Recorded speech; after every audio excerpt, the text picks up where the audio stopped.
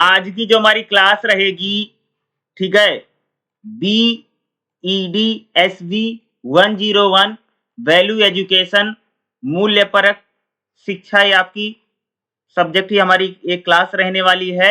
अगर इस क्लास की अगर हम लोग बात करें तो आज हम लोग इसमें खंड नंबर 3 यानी ब्लॉक नंबर 3 जो है, इसमें 4 चैप्टर हैं। चारों चैप्टर को हम लोग देखेंगे। अगर आप लोग देखेंगे इसमें ब्लॉक नंबर 3 यानी खंड नंबर 3 का जो पहला चैप्टर आपका क्या रहेगा, अच्छाई का सिद्धांत पढ़ेंगे। दूसरा जो हमारा चैप्टर रहेगा आचरण के सिद्धांत।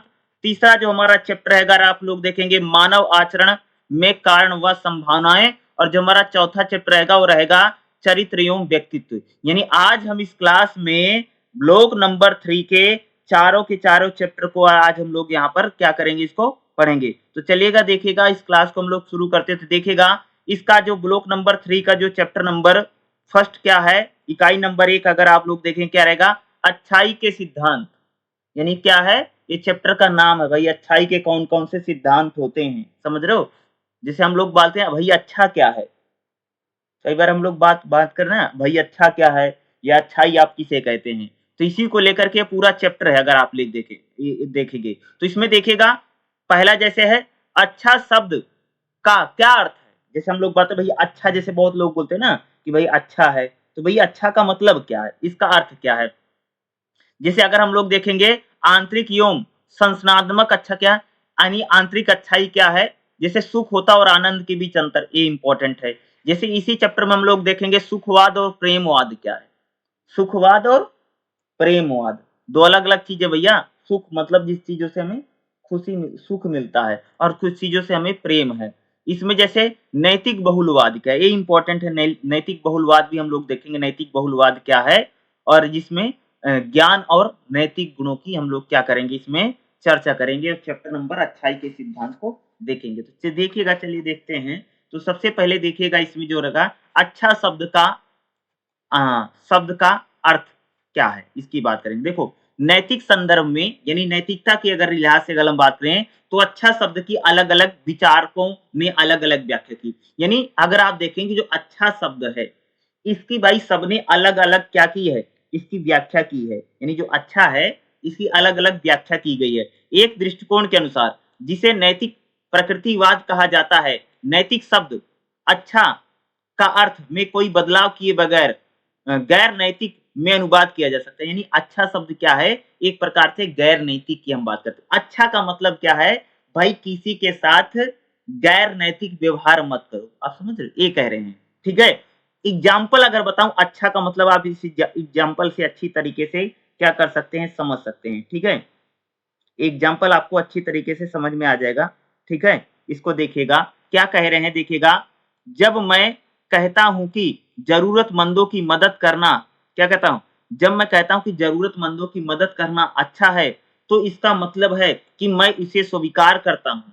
लेकिन ऐसे मामलों में मैं अधिनियम की संपत्ति के बारे में कुछ नहीं कहूंगा, बल्कि इसे अपने दृष्टिकोण में व्यक्त कर रहा हूं। यानी कहने का मतलब है कि जैसे कोई व्यक्ति जरूरतमंदों की मदद करना अच्छा है, जैसे आप किसी काम को भैया अच्छा बताते हैं, लेकिन आप उस अच्छे काम को खुद भी मानते हैं या एक्सेप्ट करते हैं। क्या आप उसे अगर मानते हैं और वो उसे एक्सेप्ट करते हैं, तो उसे हम लोग क्या कर रहे हैं, यहाँ पर अच्छा कहा जा रहा है। कहने का मतलब ये है, अगर मैं किसी काम को अच्छा बोलता हूं, ठीक है, तो मेरे दृष्टिकोण में भी यानी मेरी जो मान्यता है, और या जो कह सकते भाई मेरा जो दृष्टिकोण है उसमें भी वह काम क्या है, अच्छा है।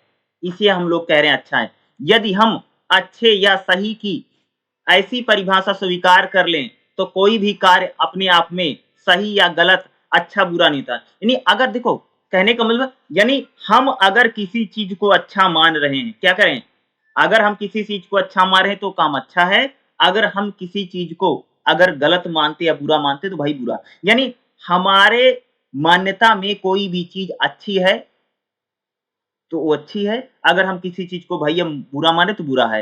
लोगों को केवल अनुकूल या प्रतिकूल दृष्टिकोण ही होता है। वास्तविक व्यवहार में लोग आमतौर पर एक विपरीत प्रक्रिया का पालन करते हैं। वह कुछ कार्यों को अनुमोदित करते हैं क्योंकि अच्छे या सही हैं, इसके विपरीत वह सही नहीं हैं क्योंकि उनमें उन लोगों को अनुमोदन किया गया है।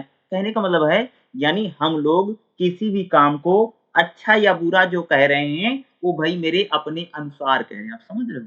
यानी हम लोग क्या करते हैं, अपने अनुसार इन चीज़ों को क्या कर रहे हैं, जो कहते हैं या बताते हैं। भई किसी काम को हमने क्या कर दिया भई अच्छा कह दिया और किसी काम को हमने बुरा कह दिया। हम लोग इसको किसके कहते हैं, अपने अनुसार ही कहते हैं। समझ रहे हैं? यानी जिसको हम हमें क्या अच्छा कहना है, क्या बुरा कहना है, इसको हम अपने अनुसार यही कह सकते हो भाई मेरे अच्छा है। आप समझ रहे? यानी हमारे दृष्टिकोण में जो अच्छा है, जिसको हम अच्छा मानते हैं, उसी को कह सकते हैं कि यहाँ पर क्या कहा जा रहा? अच्छा कहा जा रहा। आप समझ रहे हो? कहने का मतलब यानी मेरी नज़र में जो चीज़ें अच्छी हैं, उसको मैं अच्छा बता रहा हूँ।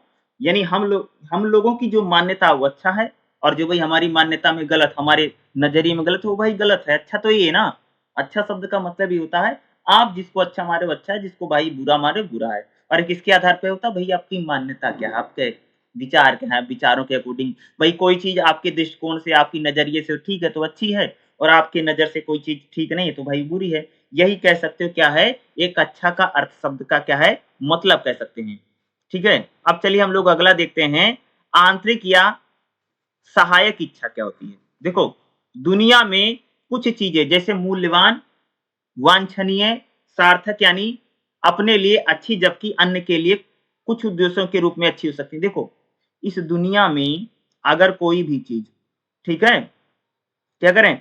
इस दुनिया में आपके लिए अगर कोई चीज़ मूल्यवान है, वांछनीय है, सार्थक है यानी अच्छी है, जबकि अन्य चीज़ें केवल कुछ उद्देश्यों में सार्थक रूप में अच्छी लगती हैं। जैसे वह शांति, सुरक्षा, खुशी, पैसा, आनंद, खुशी, ज्ञान, ईमानदारी, दया, बुद्धि, स्नेह, सौंदर्य आदि जो पाने की योग्य या वांछनीय है। यानी कहने का मतलब है कि भाई मेरे जैसे आनंद है, खुशी है, ज्ञान है, ईमानदारी है, दया है, बुद्धि है, स्नेह है, सौंदर्य है, यानी जो भी चीज़ें क्या हैं, पाने की योग्य हैं, उनको हम लोग यहाँ पर कह रहे हैं, क्या कह सकते हैं यहाँ पर, वो क्या हैं? वही एक प्रकार से अच्छाई में सहायक है। यानी हम लोगों को क्या देती हैं, वो आंतरिक खुशी देती हैं। क्या देती हैं जी? वो चीज़ें आपको क्या देती हैं? आंतरिक खुशी देंगी। ठीक है, समझ रहे हैं? जिन चीज़ों की हम लोग क्या कर रहे हैं, बात कर रहे हैं ना, लेकिन इसमें से कुछ भी स्वयं के लिए वांछनीय नहीं है। अन्य प्रकार की चीज़ें एक ऐसा साधन है, जो स्वयं के लिए वांछनीय कहने का मतलब है यानी जो हमारे लिए अच्छी हैं, ठीक है? वो हमको क्या देती हैं? खुशी देती हैं या कह सकते हैं भाई मेरे क्या?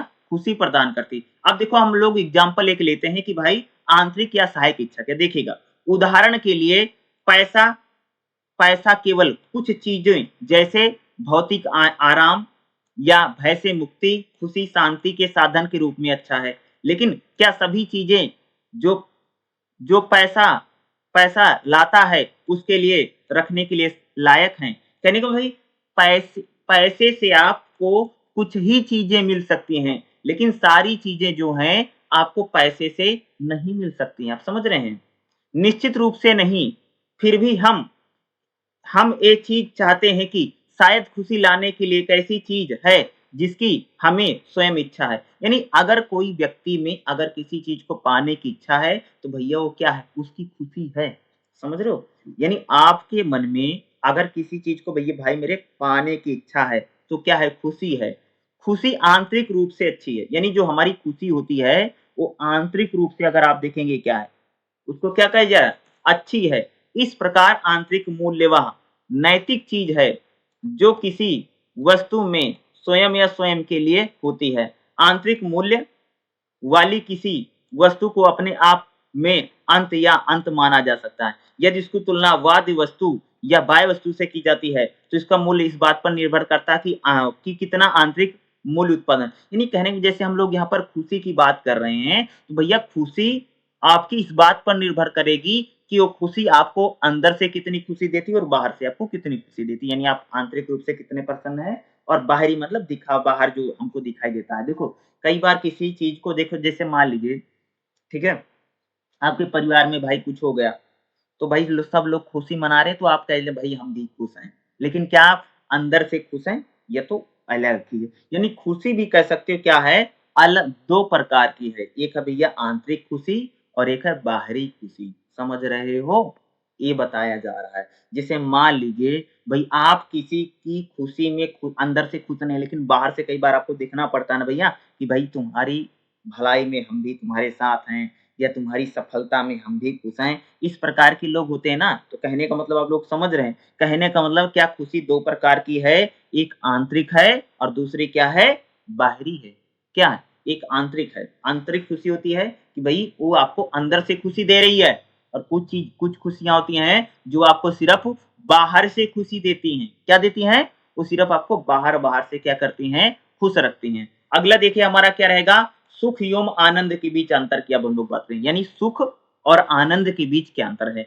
इन दोनों शब्दों में क्या अंतर है? आनंद एक विशेष प्रकार की चेतना, मौखिक रूप से परिभाषित नहीं। यानी आनंद को हम लोग भाई मेरे बता नहीं सकते, ये कहा जा रहा है। आनंद क्या है?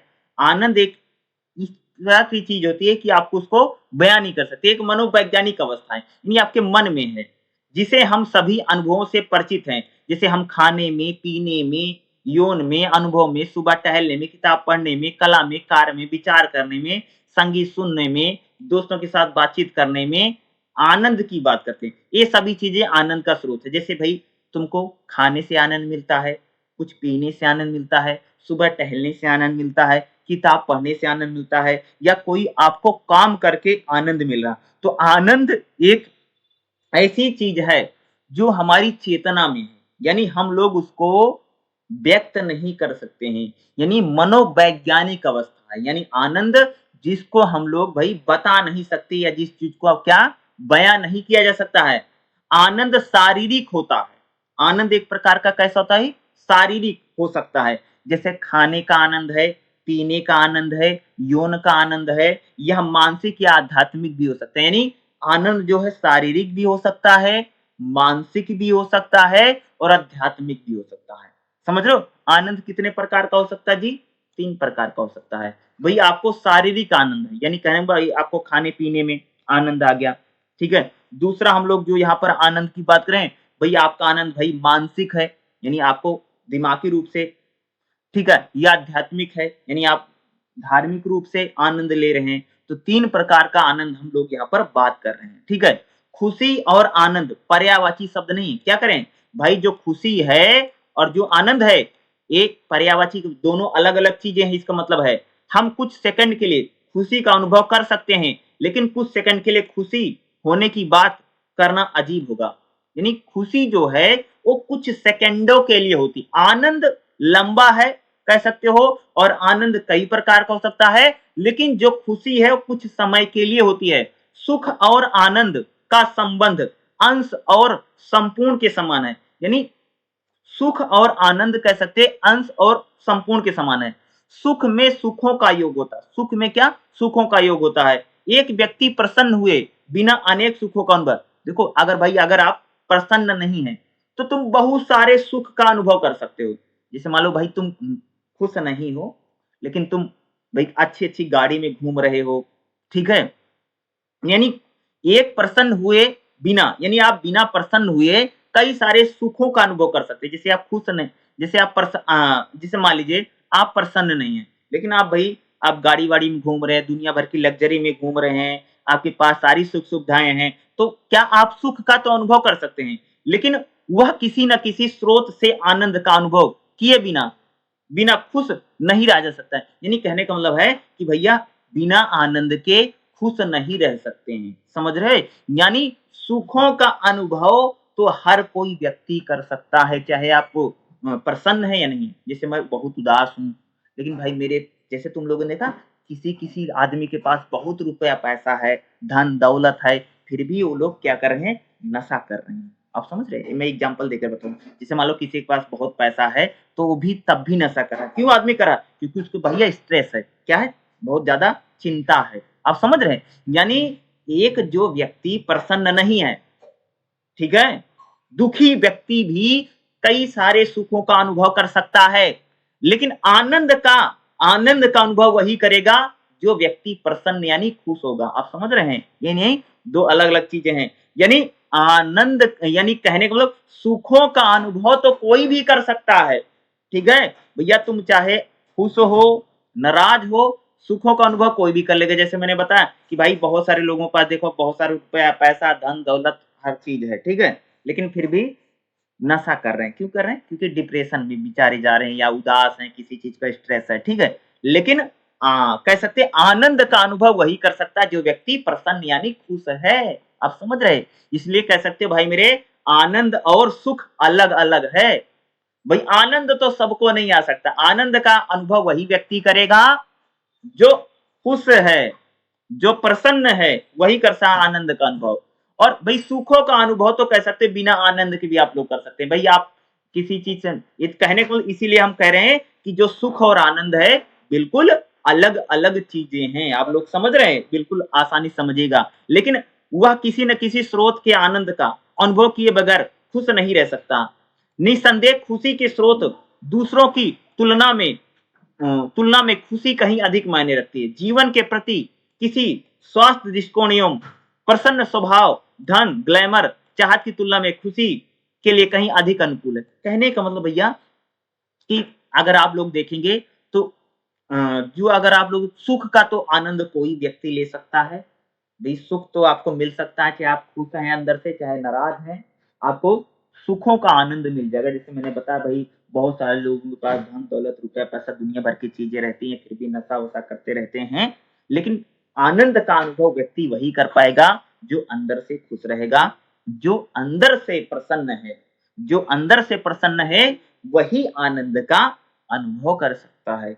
समझ रहे हैं? ये है। अगला हम लोग बात करेंगे सुखवाद और प्रेमवाद क्या है? क्या है अगला हमारा टॉपिक क्या रहेगा? भाई मेरे सुखवाद क्या है और प्रेमवाद क्या? देखिएगा, एक मानक नैतिक दर्शन के रूप में सुखवाद का अर्थ है आनंद और खुशी परम अच्छे हैं। यानी एक मानक यानी नैतिक दर्शन में अगर आप सुखवाद क्या है? एक प्रकार का आनंद और खुशी में परम अच्छे हैं। दूसरे शब्दों में अगर कहा जा सकता है कि कोई चीज आमतौर पर अच्छी या सही होती है यदि वह लंबे समय तक अधिकतम लोगों के लिए अधिकतम खुशी कहने का मतलब अगर आप देखेंगे कोई भी चीज अच्छी या कोई भी चीज अच्छी तभी मानी जाएगी जब वह अधिक से अधिक लोगों के लिए खुशी को बढ़ावा देगी। कहने का मतलब आप समझ रहे? कोई भी चीज़ भाई मेरे तभी अच्छी मानी जाती है जब वह अधिकतम लोगों को यानी बहुत सारे लोगों को बहुत लंबे समय तक खुशी देती है, वही चीज़ कह सकते हैं अच्छी है। ठीक है? सुखवाद के दर्शन के अनुसार केवल वही आनंद की आंतरिक रूप से अच्छा है। यानी कहने का मतलब सुखवाद क्या है? जो आपको अंदर से खुशी देता है वही सुखवाद है। सुखवाद क्या है? कि जो आपको आंतरिक रूप से आनंदित करता इंटरनली यानी जो आपको अंदर से क्या दे रहा है? आनंद दे रहा है, वही सुख है। अर्थात अपने लिए प्राप्त करने योग्य है। भैया जो तुम्हारे प्राप्त करने योग्य है, वही सुखवाद है। यानी जो जिस चीज़ को तुम पाना चाहते हो, वो चीज़ तुमको प्राप्त यानी जिस चीज़ को तुम पाना चाहते हो, उसके तुम योग्य हो, यही आपका सुखवाद है। इस सिद्धांत के आधार पर संसार में जितना सुख व प्रसन्नता हो, उतना ही अच्छा है। सुखवाद कहता है, भैया इस दुनिया में जितना ही सुखवाद हो, सुख हो, प्रसन्नता हो, उतना अच्छा है। लेकिन आंतरिक आंतरिक अच्छाई से युक्त जीवन वह है, जिसमें अधिकतम आनंद और सबसे कम नरक। कह रहे हैं भैया कहने आंतरिक अच्छाई वही है, यानी कह सकते हैं सुखवाद में हम लोग इस बात की बात कर रहे हैं कि भाई अधिकतम आनंद हो। यानी सुखवाद क्या है? ज़्यादा से ज़्यादा लोग आनंदित हों और नाराज़गी कम से कम हो, वही सुखवाद को हम कहें। सुखवादियों के अनुसार सुख और खुशी आंतरिक रूप से अच्छे हैं। यानी जो सुखवादी हैं, जो सुख की बड़ी बात करते हैं, भई ये सुख बड़ा चीज़ है, वो कहते हैं सुख और खुशी आंतरिक रूप से अच्छे हैं, अच्छी चीज़ें हैं। कई चीज़ें जिन्हें सुखवादी अच्छा मानते हैं, केवल आनंद और खुशी को आंतरिक रूप से अच्छा माना जाता है। सुखवादी कहते हैं भैया कि जो आनंद है और जो खुशी है, यही अच्छा है। उदाहरण के लिए कला के कार्य अच्छे हैं, क्योंकि वह सुख, सौंदर्य अनुभव की संभावना प्रदान करते हैं। कभी-कभी कहा जाता है कि उसमें एक विशेष प्रकार का अंतर्निहित मूल्य है, क्योंकि उनका चिंतन स्वयं सुख देता है। अगर आप देखिए कभी-कभी कहा जाता है कि भई भाई मेरे कि अगर मूल्य जो है क्योंकि आपको स्वयं सुख देता है, तो सुखवादी जो कहते हैं कि सुख भैया वही है जो आपको सुख दे रहा है, आप समझ रहे हो? या ज़्यादा से ज़्यादा लोगों को जो सुख दे रहा है, वही सुख है, ठीक है? इसके विरुद्ध ईंट और गारे का कोई आंतरिक मूल्य नहीं है क्योंकि उनका चिंतन ही दुखद नहीं है, उनका सहायक महत्व है। इसमें मानवीय उद्देश्यों के लिए उपयोगिता है, जैसे घर बनाना जो आगे चल कर के खुशी की ओर ले जाता है और जो कुछ खुशी आगे बढ़ाने के लिए उपयोगी वह संसाधनात्मक रूप से अच्छा है। कहने का मतलब जैसे किसी का भैया घर बन जाता है तो आदमी खुश हो जाता है, ठीक है? यही क्या सुखवाद है, यानी जो आपको खुशी देता है, जो आपको आनंद देता है, उन्हीं चीज़ों को हम क्या कर रहे हैं, सुखवाद कह रहे हैं, वही सुख है आपका, समझ रहे हैं? क्या है? वही सुख है, ठीक है? जो चीज़ें संसाधनात्मक रूप से अच्छी हैं, सुखवाद अर्थों में उनमें नैतिक गुण या सदा गुण हैं। जैसे सुखवाद क्या कहता है? जैसे भाई ईमानदारी है, परोपकार है, सच्चाई है, चोरी ना करना है, मेहनतीपन है, इत्यादि क्या है? सुखवाद के नैतिक गुण हैं। अब भई अगर किसी में सुखवाद है, वो क्या भैया ईमानदार होगा, परोपकार करेगा, अच्छे काम करेगा, सच्चाई में रहेगा, चोरी ना करना, मेहनतीपन इत्यादि कह सकते हैं उस व्यक्ति में लक्षण मिलेंगे। सामान्य तौर पर नैतिक गुण वह हैं, नैतिकता क्या है? नैतिक गुण जो जो सभी को बेहतर इंसान बनाते हैं। नैतिक नैतिक गुण क्या है? नैतिक गुण वही जो भई हर इंसान को अच्छा इंसान बनाए, बेहतर इंसान बनाए, वही तो नैतिकता है। इसमें आप कई बार पूछ सकते हैं नैतिकता क्या है? नैतिकता वही है जो इंसान को बेहतर इंसान बनाए या वही नैतिकता है, बेहतर इंसान। हालाँकि नैतिक और गैर नैतिक गुणों के बीच स्पष्ट अंतर करना कठिन। उदाहरण के लिए हम मितव्यय, स्वास्थ्य, साहस आदि को नैतिक गुणों के रूप में मान सकते। उदाहरण के लिए साहस अपने आप में अच्छा नहीं हो सकता, लेकिन यह तभी तक जब दुनिया में खुशी की ओर ले जाता है, इसमें नैतिक मूल्य बढ़ जाता है। ईमानदारी की भी यही हालत है। ये अच्छा है लेकिन अपने आप में अच्छा नहीं है। ज्ञान अर्जित करना सामान्य तौर पर अच्छा है लेकिन जिस उद्देश्य से इसका उपयोग किया जाता है, यह आधार पर बुरा हो सकता है। कहने का मतलब भाई मेरे इस दुनिया में जो भी चीज़ें हैं, वो अच्छी भी हो सकती हैं और बुरी भी हो सकती हैं। तो उसका आधार क्या? उसका बेस क्या? उस आधार पे कोई भी चीज़ें क्या हो सकती हैं, अच्छी या बुरी हो सकती हैं। आप समझ रहे? जैसे बोला था भैया कि ज्ञान तो अच्छा है, जैसे हम लोगों ने बात की ना, भई ज्ञान क्या है? अच्छा है। आप समझ रहे हैं? ठीक है? इसका उपयोग उसके आधार पर बुरा हो सकता है, लेकिन आप ज्ञान का अगर आप गलत प्रयोग करेंगे तो भाई बुरा हो सकता है। ठीक है? जैसे नैतिकता अच्छी है, लेकिन नैतिकता कह सकते हो कुछ मामलों में अच्छी है, समझ रहे हो? ये कहा जा रहा है, आप समझ रहे हैं? ये चीज़ें यहाँ पर कह सकते हैं और हम ये लोग यहाँ पर जो इसकी बातें कर रहे हैं। तो आपके लिए बड़ा इम्पोर्टेंट है देखो एक चीज़ बताऊँ, यहाँ पर जो सुखवाद की बात की जा रही है, सुखवाद भई आपको आंतरिक खुशी दे रहा है, ये कह सकते हो। तो सुखवाद और प्रेमवाद वाला जो क्वेश्चन है, ये बड़ा इम्पोर्टेंट है, ये आपके पेपर में आ सकता है और इसके आने की जो संभावना है, ये बहुत ज़्यादा है। तो ये जो मैंने बताया ना, पहले चैप्टर में इतना ही इम्पोर्टेंट है, ठीक है? जैसे सुखवाद क्या है? ये आ सकता है। इस टाइप के क्वेश्चन जो है ना पहले चैप्टर में से आपके पूछे जा सकते हैं। अगर ये आपका पूछा जाएगा तो जितना मैंने बताया है इतना आपको करके आना है एग्ज़ाम में, ठीक है? चलिए हम लोग क्या कर लेते हैं अगला चैप्टर देख लेते हैं जो हमारा नेक्स्ट चैप्टर है, ठीक? देखिए अगला जो हमारा चैप्टर रहेगा, दूसरा चैप्टर अगर आप लोग यहाँ पर देखेंगे क्या है? आचरण के सिद्धांत। ये काफ़ी इम्पोर्टेंट है जो कि आपके पेपर में पूछा जा सकता है। काफ़ी इम्पोर्टेंट टॉपिक रहेगा। और ये आ सकता है जैसे मान लीजिए 10 नंबर में या 15 नंबर में पूछ लेंगे, ठीक है? तो देखिएगा क्योंकि इसका जो एग्जाम होगा ना वो 100 नंबर का होगा, याद रखिएगा। तो चैप्टर नंबर दूसरा पहला तो हो गया, आप दूसरा देखिएगा इसमें क्या है? आचरण के सिद्धांत। जैसे इसमें एक पहला पॉइंट है क्या? सार्वभौमिकता। सार्वभौमिकता का मतलब होता है भैया जो हर जगह बराबर है। दूसरा अगर आप देखेंगे इसमें जो बनेगा वो बनेगा नैतिक अहमवाद, ठीक है? ये दो इंपॉर्टेंट जिसमें देखेंगे सार्वभौमिकता जिसमें तर्क संगतता और नैतिकता है, सुखवाद और तर्क संगत स्वार्थ है। यानी ये इंपॉर्टेंट है 2.4 आचरण का सिद्धांत और ये आपका जो दूसरा चैप्टर रहने वाला है, ठीक है? चलिए इसको देख लेते हैं, ठीक है? तो यहाँ पर देखिएगा क्या है? आचरण के सिद्धांत। आचरण का भाई सिद्धांत क्या-क्या है? ठीक है? आचरण का मतलब जिसको भाई आचरण करना, जिसको फॉलो करना चाहिए, इसको हम लोग बोलते हैं आचरण। समझ रहे हो? जैसे मैंने तुमको बताया भाई सुबह जल्दी उठना चाहिए, पढ़ना चाहिए, माता-पिता का मान-सम्मान करना चाहिए, ठीक है? ये हमारा आचरण है, समझ रहे हो? अब हम बात करेंगे आचरण के कौन कौन से सिद्धांत है, यानी प्रिंसिपल जिसको बोलते हैं, नहीं या भाई क्या क्या सिद्धांत है। तो पहला भैया आचरण का सिद्धांत है सार्वभौमिकता। सार्वभौम देखिएगा, सार्वभौमिकता का साधारण अर्थ है दूसरों के साथ व्यवहार करते समय आपको इस प्रकार कार्य करना चाहिए कि आपके कार्य का नियम एक सार्वभौमिक कानून बन जाए। करें भाई, सार्वभौमिकता का मतलब है कि दूसरों के साथ, ध्यान सुनो मेरे, दूसरों के साथ इस प्रकार का व्यवहार करो कि आपका जो काम है वो एक प्रकार का कानून बन जाए, यानी भाई सबके लिए बराबर हो। नैतिकता का एक सामान्य सिद्धांत ईसाई धर्म में स्वर्णिम नियम में निहित है, दूसरों के साथ वैसा ही व्यवहार करें जैसा आप चाहते हैं कि आपके साथ लोग करें।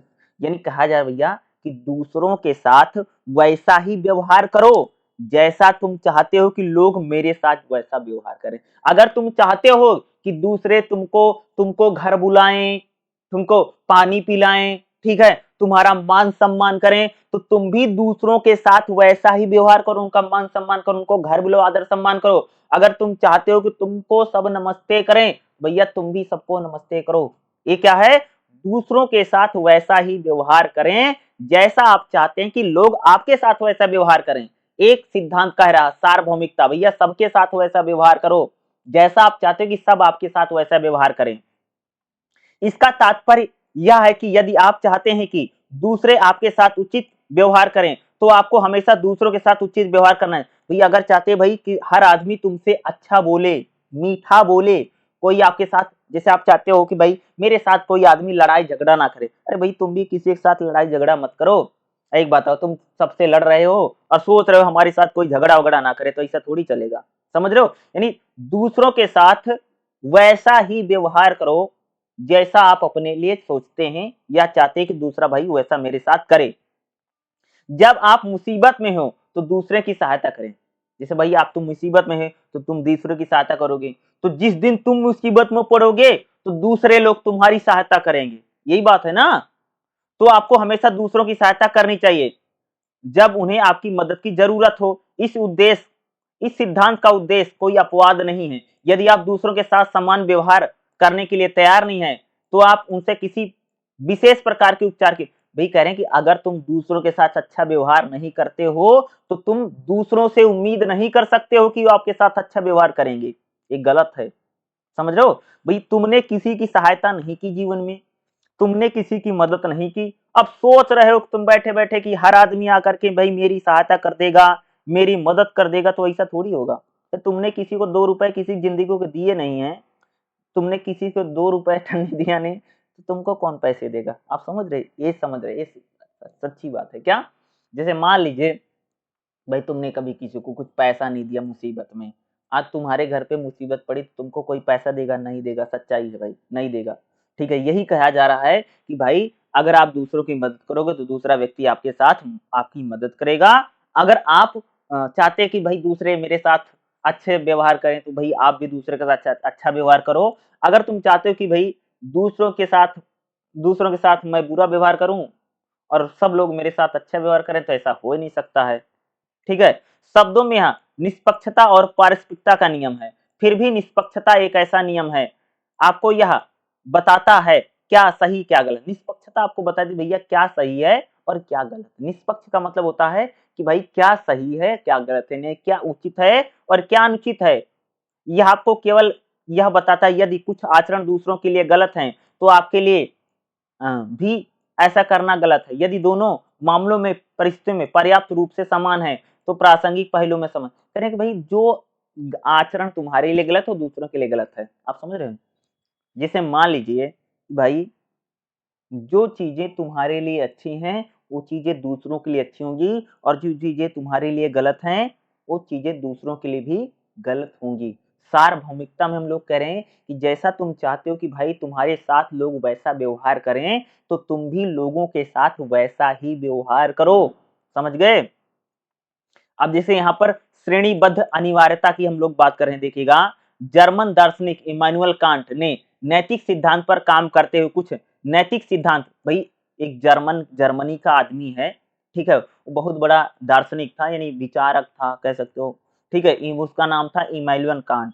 क्या नाम है उनका, इमैनुअल कांट, उसने नैतिक सिद्धांत, कुछ नैतिक सिद्धांत बताए हैं जिसका कोई भी बिना शर्त पालन कर सकता है। इन सिद्धांतों को श्रेणीगत अनिवार्यताएं, यानी वही ये जरूरी है, अर्थात ऐसे सिद्धांत जिनका व्यक्ति को हमेशा पालन करना चाहिए। भाई इमैनुअल कांट ने ऐसे कुछ सिद्धांत बताए हैं जिनको कहा गया भैया हर व्यक्ति को इसको मानना ही चाहिए, इसका पालन करना ही चाहिए।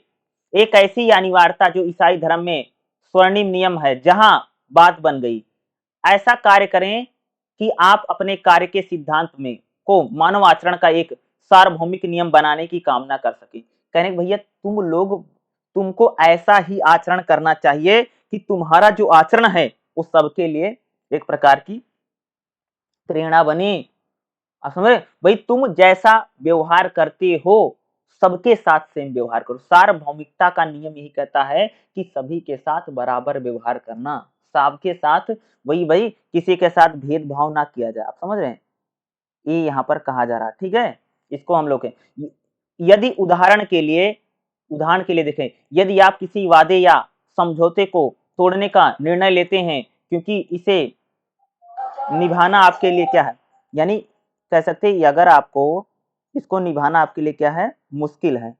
ठीक है, यानी मान लीजिए आपका कोई वादा है या कोई समझौता है, आप तोड़ने का निर्णय लेते क्योंकि उसको निभाना आपके लिए अब सुविधाजनक या प्रमाणिक नहीं है, तो आपके लिए सूत्र वाक्य, यदि कोई समझौता या वादा अब सुविधाजनक प्रासंगिक नहीं है तो उसे तोड़ दें, फिर भी वह अधिक सकारात्मक सूत्र हो सकता है जिसे सार्वभौमिक बनाना अधिक। कहने का मतलब जैसे भाई तुम्हारे लिए अगर कोई वादा निभाना या कोई किसी के साथ कुछ करना अगर आपके लिए क्या है, मुश्किल हो रहा है, मान लीजिए आपको वादा निभाना या कुछ भी करना आपके लिए मुश्किल हो रहा है, तो उस समझौते को, उस वादे को क्या कर देना चाहिए, तोड़ देना चाहिए। समझ रहे हो, ये यहाँ पर क्या कहा जाए, कह रहे हैं, यहाँ पर कहा जा रहा है। समझ रहे हैं, एक बात कही जा रही है। अब हम लोग बात करेंगे अगला, इसमें देखिएगा क्या है, तर्क संगिकता और नैतिकता की हम लोग बात करेंगे। सार्वभौमिकता की हम लोग बात की, सार्वभौमिकता में हमने ये बात की है कि भाई जैसा चाहते हो कि आप दूसरों के साथ, आपके साथ जैसे सब व्यवहार करें तो आप भी सभी लोगों के साथ वैसा ही व्यवहार कीजिए, ये कहा गया है। ठीक है, अगर तुम चाहते हो कि तुम्हारे साथ सब अच्छा करें, अच्छा व्यवहार करें, अच्छे से पेश आए, तो भाई तुम भी दूसरों के साथ अच्छे से पेश आओ। ये नहीं कि तुम बुरे से पेश आ रहे हो, सोच रहे हो सब अच्छे से पेश आए। अगला देखिएगा तर्क संगिकता नैतिक, देखिएगा स्थिति या समाधान के लिए हमने अभी हेगेल की चर्चा की, जिन्होंने माना था कि व्यवहार को नैतिक रूप से अच्छा या वांछनीय कहने के लिए उसका तर्क संगत होना। करें भाई किसी भी व्यवहार को अच्छा या बुरा कहने के लिए उसका तर्क संगत होना जरूरी है। यानी अगर मैं कोई सी चीज को अच्छा कहता हूं या अगर मैं किसी चीज को बुरा कहता हूं तो भैया उसका तर्क संगत, यानी उसका उचित होना बहुत जरूरी है।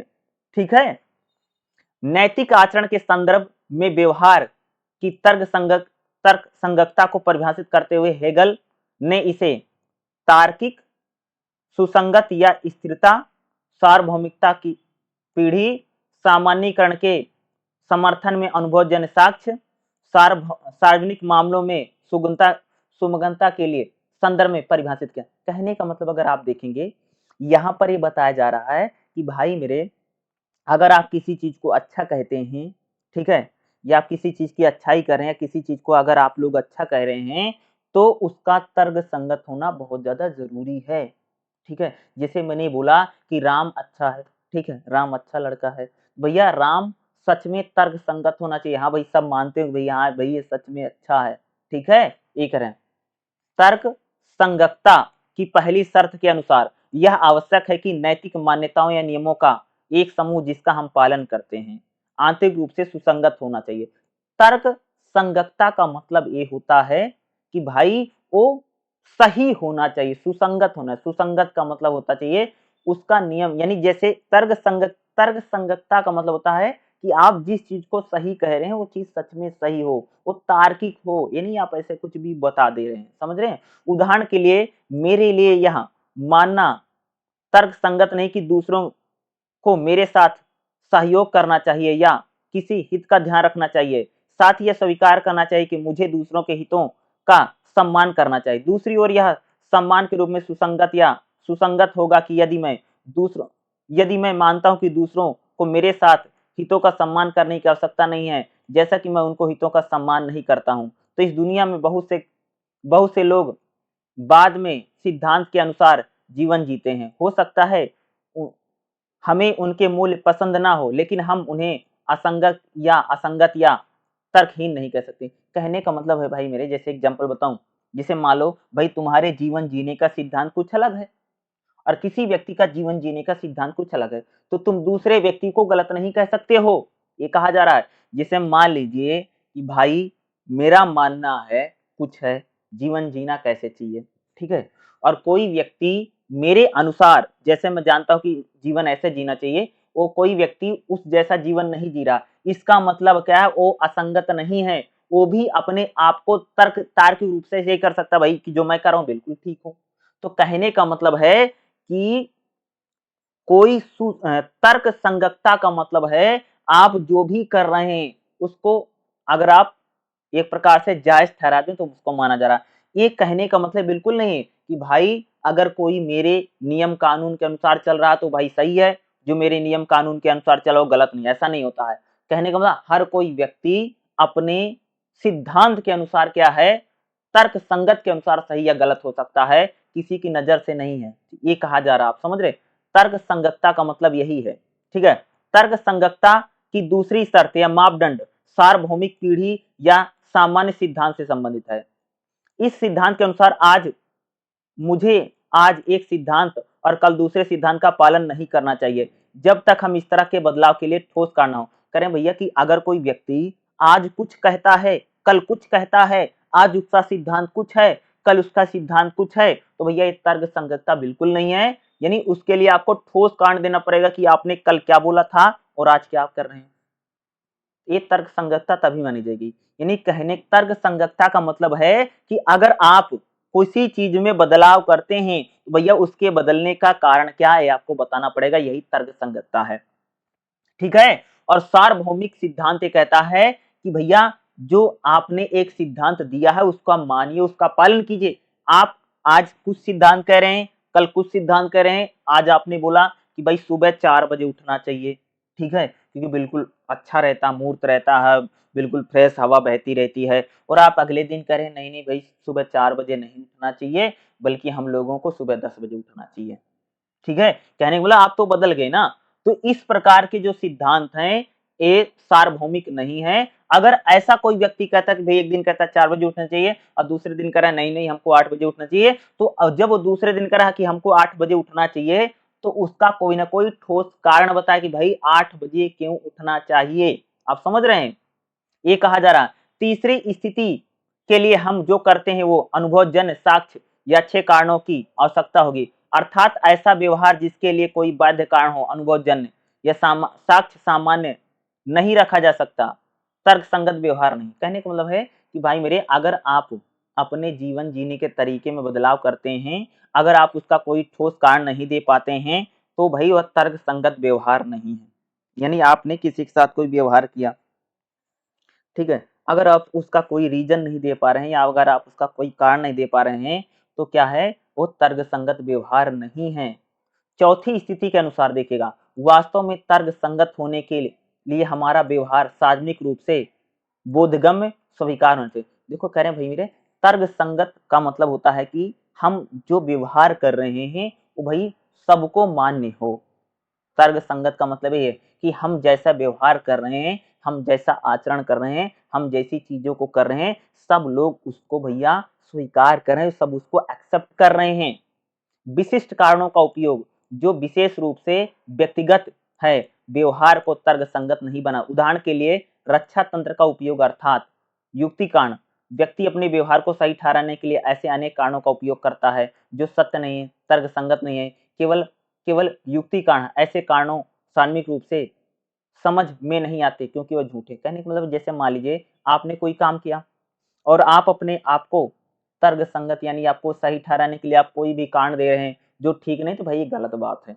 कहने का मतलब हमारा व्यवहार वैसा होना चाहिए जैसा स्वीकार हो, सब लोग उसको एक्सेप्ट करें, तभी आपकी बात क्या तर्क संगत होगी, नहीं तो आपको नहीं मानी जाएगी। अगला हम लोग बात करेंगे नैतिक नैतिक अहमवाद क्या है। क्या है, नैतिक अहमवाद देखिएगा, इसको आप बात कीजिए, किसी नियम को हमारे आचरण का मार्गदर्शन करना चाहिए। यानी भाई कहने का मतलब है कि हमारा कोई न कोई नियम होना चाहिए, हमारा आचरण करने का मार्गदर्शन करना चाहिए। इस प्रश्न का उत्तर देने के लिए नैतिक अहंकारी स्वयं अपने को दीर्घकालिक लाभ के मार्गदर्शन सिद्धांत मानता है। किसी के दीर्घकालिक लाभ को बढ़ावा देना उसका लक्ष्य होना चाहिए। इसके बारे में भिन्न हो सकता है कि दीर्घकालिक लाभ के लिए, कहने का मतलब भैया कि हमारा जो आचरण हो, हमारा जो सिद्धांत हो, ऐसा सिद्धांत होना चाहिए जो लंबे समय तक लोगों को लाभ दे। समझ रहे हो मैं क्या कर रहा हूँ? यानी हमारा आचरण कैसा होना चाहिए, जो लंबे समय तक क्या दे, लोगों को लाभ दे। ऐसा आचरण हम लोगों को क्या करना चाहिए, समझ रहे हो? हम लोग ऐसा आचरण करें जो लोगों को ज्यादा से ज्यादा क्या लाभ दे, प्रॉफिट दे। लेकिन एक बार जब स्पष्ट रूप से ज्ञात हो जाए कि कार्रवाई एक निश्चित निश्चित तरीका किसी अन्य की तुलना में दीर्घकालिक रूप से हितों को पूरा करेगा तो उसे चुना जाता है। नैतिक अहमवाद की अवधारणा के तहत समय समय पर अलग अलग विचारकों द्वारा कम से कम दो अर्थों का जोड़ा गया, ये है सुखवाद और तर्कसंग। कहने अनैतिक अहमवाद का मतलब है कि भैया कि आप जो भी चीजों को, ठीक है, आप जो भी काम कर रहे हैं वो दीर्घकालिक लाभ आपको पहुंचाए, इस प्रकार के आपके लक्ष्य होने चाहिए। ठीक है, अब इसे हम देखेंगे सुखवाद क्या है। सुखवाद हमने काफी डिस्कस किया था सुखवाद को लेकर ना। देखो प्राचीन काल में नैतिक अहमवाद का प्रमुख प्रतिपाद्य यूनानी महान काव्य थे, जिनका मानना था कि व्यक्ति को अपने जीवन इस तरह से जीना चाहिए कि उसे जीवन को अधिक आनंद मिल सके। भैया पहले सुखवाद क्या है कि पहले लोग मानते थे भाई मेरे कि हम लोगों को ऐसा जीवन जीना चाहिए जिससे अधिक आनंद मिले। समझ रहे हो? पहले के लोग क्या चाहते थे कि हमें ऐसा जीवन जीना चाहिए कि हमको क्या मिले, जिससे अधिक से अधिक क्या मिले, आनंद मिले। ठीक है, यानी हम लोग ऐसी लाइफ जिए, हम लोग ऐसा जीवन जिए जिससे हम लोगों को क्या मिले, अधिक से अधिक क्या मिले, आनंद मिल सके। क्योंकि उनके लिए आनंद ही एकमात्र अच्छा है, क्योंकि वो मान को ये अच्छा मानते हैं। भारतीय संस्कृति में भी प्राचीन काल में चार्वाक नामक एक विचारधारा थी जिसका जीवन दर्शन लगभग समान था। भारतीय दर्शन में सुखवादी स्कूल अब वैचारिक स्तर पर प्रचलित हो गए हैं। चार्वाक के समर्थकों के अनुसार समन बेमाना परम अच्छा तत्काल रूप से दृष्टि, यहाँ करें सुखवाद को इंपॉर्टेंट, खुशी आनंद है, अतीत जा चुका है और भविष्य कभी नहीं आता, प्रत्येक क्षण वर्तमान क्षण है। इसका कहते भैया अगर आप देखोगे तो कुछ विचारक ऐसे हैं जो चार वाक कहता था कि भैया जो पुरानी चीजें वो जा चुकी हैं और जो भविष्य है उसका आनंद लो। यानी वर्तमान समय का हम लोगों को भरपूर आनंद उठाना चाहिए। दुखी जीवन जीकर हम खुशी भविष्य के बारे में सोच नहीं सकते। नहीं करें भैया कि हमें दुखी जीवन जीना नहीं चाहिए और दुखी जीवन जी करके आप खुश जीवन के बारे में कल्पना नहीं कर सकते हैं, ये कहा जा रहा है। समझ रहे हैं? यानी आप लोग भाई मेरे दुखी जीवन जियोगे तो उसके लिए आप खुश सोच रहे हैं कि खुश भविष्य नहीं सोच सकते दुखी जीवन जी करके। यानी भाई जो चीजें बीत गई हैं उसका दुख मत बनाओ, जो आज तुम्हारे पास है उसका भरपूर आनंद उठाओ, यही सुखवाद है। ये नहीं अरे फलाना चीज चली गई बीत गई अब मुझे नहीं मिल रही है मत करो। ठीक है, हालांकि चारवाक के विपरीत महाकाव्यों के पास निश्चित विचार थे। प्रत्येक व्यक्ति का अधिकतम आनंद कैसे प्राप्त, भैया हर व्यक्ति अधिक से अधिक आनंद कैसे प्राप्त कर सकता है, उनके अनुसार अधिक अधिक खाना पान या निजी संबंधों में लिप्त होना नहीं है। मनुष्य को वही खाना चाहिए जो जीवन निर्वाह के लिए आवश्यक हो। जैसे अगर आप देखो बहुत सारे लोग कहते भैया हमें वही खाना चाहिए जो हमारे लिए क्या हो, आवश्यक हो, जरूरत, फालतू नहीं। ठीक है, क्योंकि कोई भी अत्यधिक भोग विलास व्यक्ति के स्वास्थ्य में गड़बड़ी पैदा करेगा कि भाई जो व्यक्ति ज्यादा खाएगा गड़बड़ी हो जाएगी, परिणाम स्वरूप दुखी होना स्वाभाविक है। भाई आप दुखी हो जाएंगे, बीमार हो जाएंगे। इस तरह करीब रिश्ते में विश्वासघात होने पर दिल टूट सकता है। इसलिए किसी को ऐसी भी चीज से आसक्त नहीं होना चाहिए, चाहे वह भौतिक व व्यक्तिगत हो, जिसे खाने की संभावना हो और उसे नियंत्रण से बाहर हो। किसी व्यक्ति को निर्लिप्त भाव जीवन जीना चाहिए। यानी हम लोगों को इस तरीके से जीवन जीना चाहिए कि भैया किसी चीज को भोग विलास का ना हो। अगर देखो चार वाक अगर आप देखो जो पश्चिम के विचारक हैं, जो यूरोप के लोग हैं, वो तो कहते हैं भाई मेरे कि जो चीजें हैं उनका खूब आनंद उठाओ, खूब मजा लो, और जो जीत गए उसे टेंशन मत लो। लेकिन भारतीय विचारक कहते हैं भाई मेरे कि हमको वही करना चाहिए, वही खाना पीना चाहिए जो हमारे लिए आवश्यक है, और नाजायज खाओ पियोगे तो तबीयत खराब हो जाएगी और फालतू में क्या हो जाओगे, दुखी हो जाओगे। यानी सुखवाद कह सकते हो कि जो भारत के बाहर के विचारक को कहते हैं भैया सुखवाद वही है कि आज जो मौजूद है उसका खूब आनंद लो, खूब मजे लो। और भारतीय विचारक कहते हैं भाई जो आपके लिए जरूरी है उसी का ही, जो आपके लिए आवश्यक है उतना ही आप खाइए पीजिए, ठीक है, ये कहा जा रहा है।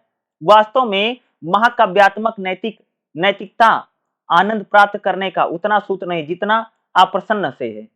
कोई यह मान सकता है कि मानवीय मामलों में व्यक्तिगत संबंधों में शामिल जीवन का परिणाम शांत लगाव उदासीन अवलोकन जीवन जीने की तुलना में अधिक दुख देना करें कि भाई मेरे जो व्यक्ति सोचता है कि मैं बहुत अच्छा जीवन जीऊंगा उसके लिए कई बार दुख का कारण हो सकता। तो सुखवाद में कहा जा रहा है कि जैसे भारत में सुखवाद क्या है कि भैया जो आपके लिए आवश्यक है आप उतना ही चीजों का प्रयोग करें, फालतू चीजों का प्रयोग करेंगे तो आपके लिए दुख का कारण बन सकती हैं। लेकिन जो पश्चिम के विचारक हैं, चारवाक इस टाइप के लोग हैं, वो कहते हैं जो भाई जो बीत गया उसका बिल्कुल भी आप लोग दुख मत मनाइए, और जो आपके पास चीजें हैं उसका आप भी उसका भरपूर आनंद लीजिए, यही सुखवाद है। जो आपके पास है उसका भरपूर आनंद लो, यही इसको लोग क्या करें, सुखवाद करें।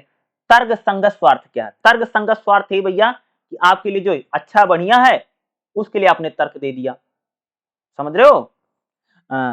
एंड रेड की नैतिकता में कहा गया कि वह मानक जिसके द्वारा कोई व्यक्ति यह आंकता है कि क्या अच्छा क्या बुरा है वह मनुष्य का जीवन है, जो मनुष्य के रूप में मनुष्य मानव के अस्तित्व के लिए आवश्यक है। उन्होंने यह भी कहा कि मनुष्य अपने आप में एक लक्ष्य है, अतः मनुष्य का नैतिक उद्देश्य तर्क संगत स्वार्थ की प्राप्ति है। भाई मनुष्य का एक ही लक्ष्य है, अपने स्वार्थ की प्राप्ति करना, ठीक है। और मनुष्य अपने स्वार्थ को पाने के लिए भैया, अब हर इंसान अपना स्वार्थ है तो चाहता है ना, मनुष्य अपने स्वार्थ को पाने के लिए कुछ भी तर्क देता रहता है। अगर अगर बताऊं, अगर किसी को सुबह 4 बजे उठना है तो भाई 4 बजे का तर्क देगा, ठीक है। अगर किसी को अगर इस देश में चोरी भी करनी तो चोरी के फायदे गिनवा देगा, समझ रहे हो। यानी हर व्यक्ति अपने स्वार्थ को पाने के लिए, यानी मनुष्य जो है नैतिक उद्देश्य क्या, उसका स्वार्थ की प्राप्ति है। तो हर व्यक्ति अपने स्वार्थ को पाने के लिए क्या है, तर्क संगत अपने अपने तर्क देगा, समझ रहे हो। यानी पापी भी लोग भेद बोलेंगे हमने पाप क्यों किया है, इस टाइप की हम लोग यहाँ पर बात कर रहे हैं। यानी हर कोई व्यक्ति, जो व्यक्ति क्या चाहता है जी, अपना स्वार्थ पूरा हो। हर व्यक्ति क्या चाहता है, अपना स्वार्थ पूरा हो, और व्यक्ति भाई स्वार्थ पूरा करने के लिए अपने अपने तर्क देगा, हर कोई व्यक्ति तर्क देगा, ठीक है, ताकि उसको हर कोई माने। जैसे कोई व्यक्ति स्वतंत्रता का अधिकार चाहता है तो इस प्रकार के तर्क देगा, भाई स्वतंत्रता अच्छी है, फलानी फलानी चीज है। अगर कोई समानता चाहता तो इस प्रकार के तर्क देगा। यानी मनुष्य अपने स्वार्थों को पूरा करना चाहता है, अपने लक्ष्यों को प्राप्त करना चाहता है, और मनुष्य अपने लक्ष्यों और स्वार्थों को प्राप्त करने के लिए वो कोई भी तर्क दे सकता है, चाहे वो अच्छा हो चाहे बुरा हो, या सिर्फ उसको ताकि उसके अपने लक्ष्य प्राप्त हो जाएं, इसलिए वो अपने अपने तर्क देगा। सामान्य अच्छा सिद्धांत क्या? सामान्य अच्छा सिद्धांत का मतलब होता है कि भाई मेरे जो सबके लिए अच्छा है वही सामान्य इच्छा सिद्धांत है। उपयोगितावाद, जो सबके लिए उपयोग है, जो सबके लिए आसान है, वही सामान्य अच्छा सिद्धांत है। सामान्य अच्छा सिद्धांत का मतलब है कि जो चीजें हर व्यक्ति के लिए अच्छी हैं, क्या बोला, जो चीजें हर व्यक्ति के लिए अच्छी हैं वही कह सकते हो भैया सामान्य अच्छा सिद्धांत है, ठीक है। और कोई चीज अगर किसी व्यक्ति के लिए अच्छी है, किसी व्यक्ति के लिए खराब है, तो वही सामान्य अच्छा सिद्धांत नहीं है। सामान्य अच्छा सिद्धांत में आप लोग कह सकते हैं कि जो भी चीजें हर एक व्यक्ति के लिए, हर एक पर्सन के लिए बराबर हैं, उसको हम लोग कह सकते हैं सामान्य अच्छा सिद्धांत की कैटेगरी में रख सकते हैं, इसको रखा जा सकता है, ठीक है। तो ये दूसरा भी चैप्टर लगभग हमारा हो गया है। अब अगला हम लोग देखेंगे जो इसमें हमारा तीसरा चैप्टर रहेगा उसको भी हम लोग करेंगे, ठीक है। तो दूसरा चैप्टर में जो जो चीजें मैंने आपको बताई ना, ये आपके पेपर में आएगा ही है भाई, ठीक है, इसलिए इसको याद रखिएगा, ठीक है। आचरण का सिद्धांत आ सकता है, आचरण का सिद्धांत ये इंपॉर्टेंट है। आचरण मतलब वही भाई ना, सार्वभौमिकता, इन चीजों का हम लोगों ने जो बात की ना, ये आपको लिख कर के आना, ये समझ रहे हो। आचरण में हम लोगों ने इसकी बहुत चर्चा की ना कि भाई जैसा तुम चाहते हो कि लोग दूसरे के साथ, नहीं तुम्हारे साथ लोग जैसा व्यवहार करें, भाई तुम भी उनके साथ वैसा ही व्यवहार करो। अगर लोग तुम चाहते हो कि सब मेरे को नमस्ते करें, तो भाई मेरे तुम भी सबको नमस्ते करो। अगर तुम चाहते हो कि सब लोग मेरा मान सम्मान करें, तो तुम भी दूसरे लोगों का क्या करो, मान व सम्मान करो। ठीक है, इसलिए करना पड़ेगा। ठीक है, चलिए अगला चैप्टर देखते हैं। ओके, देखिएगा अगला जो हमारा चैप्टर रहेगा, चैप्टर नंबर 3 रहेगा, क्या है, मानव आचरण में कारण एवं भावनाएं। तो इसमें देखिएगा सबसे पहले क्या है, कारण एवं भावनाओं के बीच विरोधाभास। दूसरा, विरोधाभास का आशय क्या है। अगर आप देखेंगे नैतिक शिक्षा में भावनाएं क्या हैं। ठीक है, ये सारा क्या है आपके लिए इंपॉर्टेंट रहने वाला है। और इसी को हम लोग क्या देखेंगे, इसी चैप्टर को देखने जा रहे हैं। पहला दूसरा मैंने आपको चैप्टर पढ़ा दिया था, अब हम लोग इसमें तीसरा चैप्टर देख रहे हैं। ठीक है, तो चलिए देखिएगा, इसमें सबसे पहले देखिएगा कारण एवं भावनाओं के बीच विरोधाभास। देखिएगा मनुष्य के जीवन में विशेषकर नैतिक संदर्भ में बौद्धिक और भावनात्मक पहलुओं के बीच हमेशा तनाव रहता है। कहने का मतलब अगर आप देखो ना कि भाई मेरे, अगर आप देखोगे तो हमारा जो बौद्धिक है, मेंटली जिसको बोलते हैं, ठीक है, जहां पर हम लोग दिमागी रूप से सोचते हैं, और भाई जहां पर हम लोग भावनात्मक रूप से सोचते हैं, इसके बीच क्या भाई हमेशा तनाव रहता है, यानी टेंशन का माहौल कह सकते हो। यह समय टेंशन का माहौल रहता है।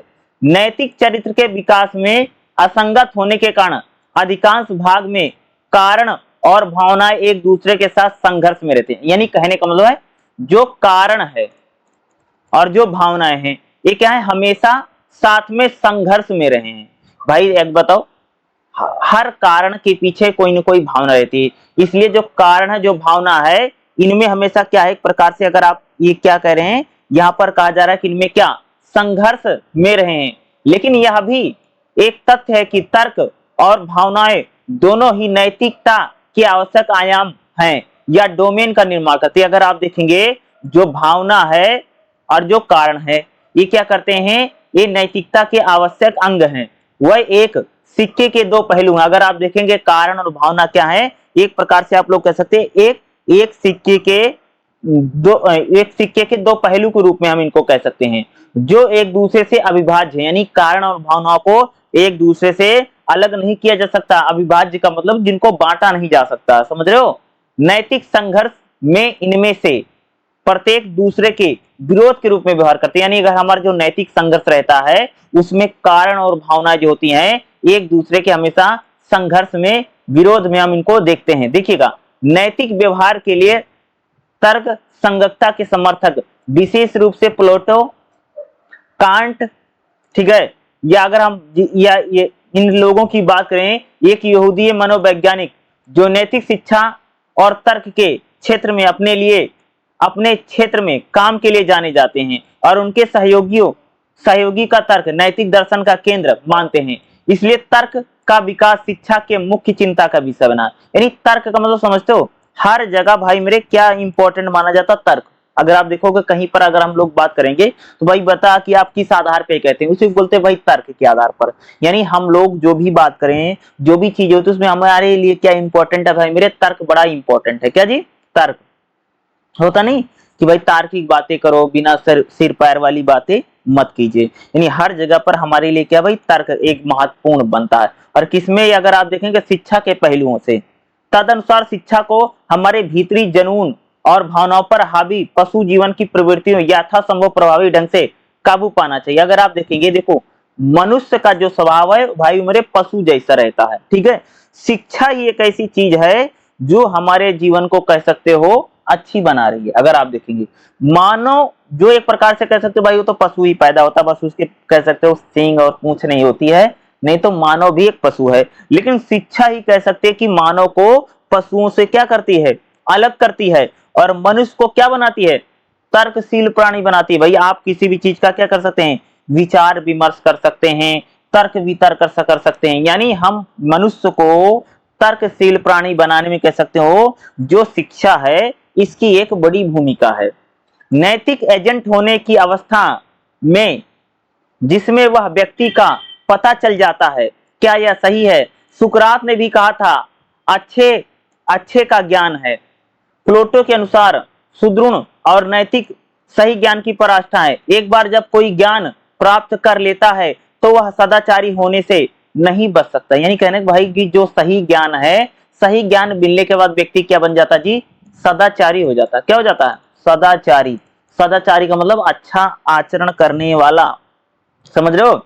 अगर कोई व्यक्ति एक बार में सही ज्ञान या सही नॉलेज को प्राप्त कर लेता है तो क्या बन जाता है? वो सदाचारी बन जाएगा। आप लोग समझ रहे हो?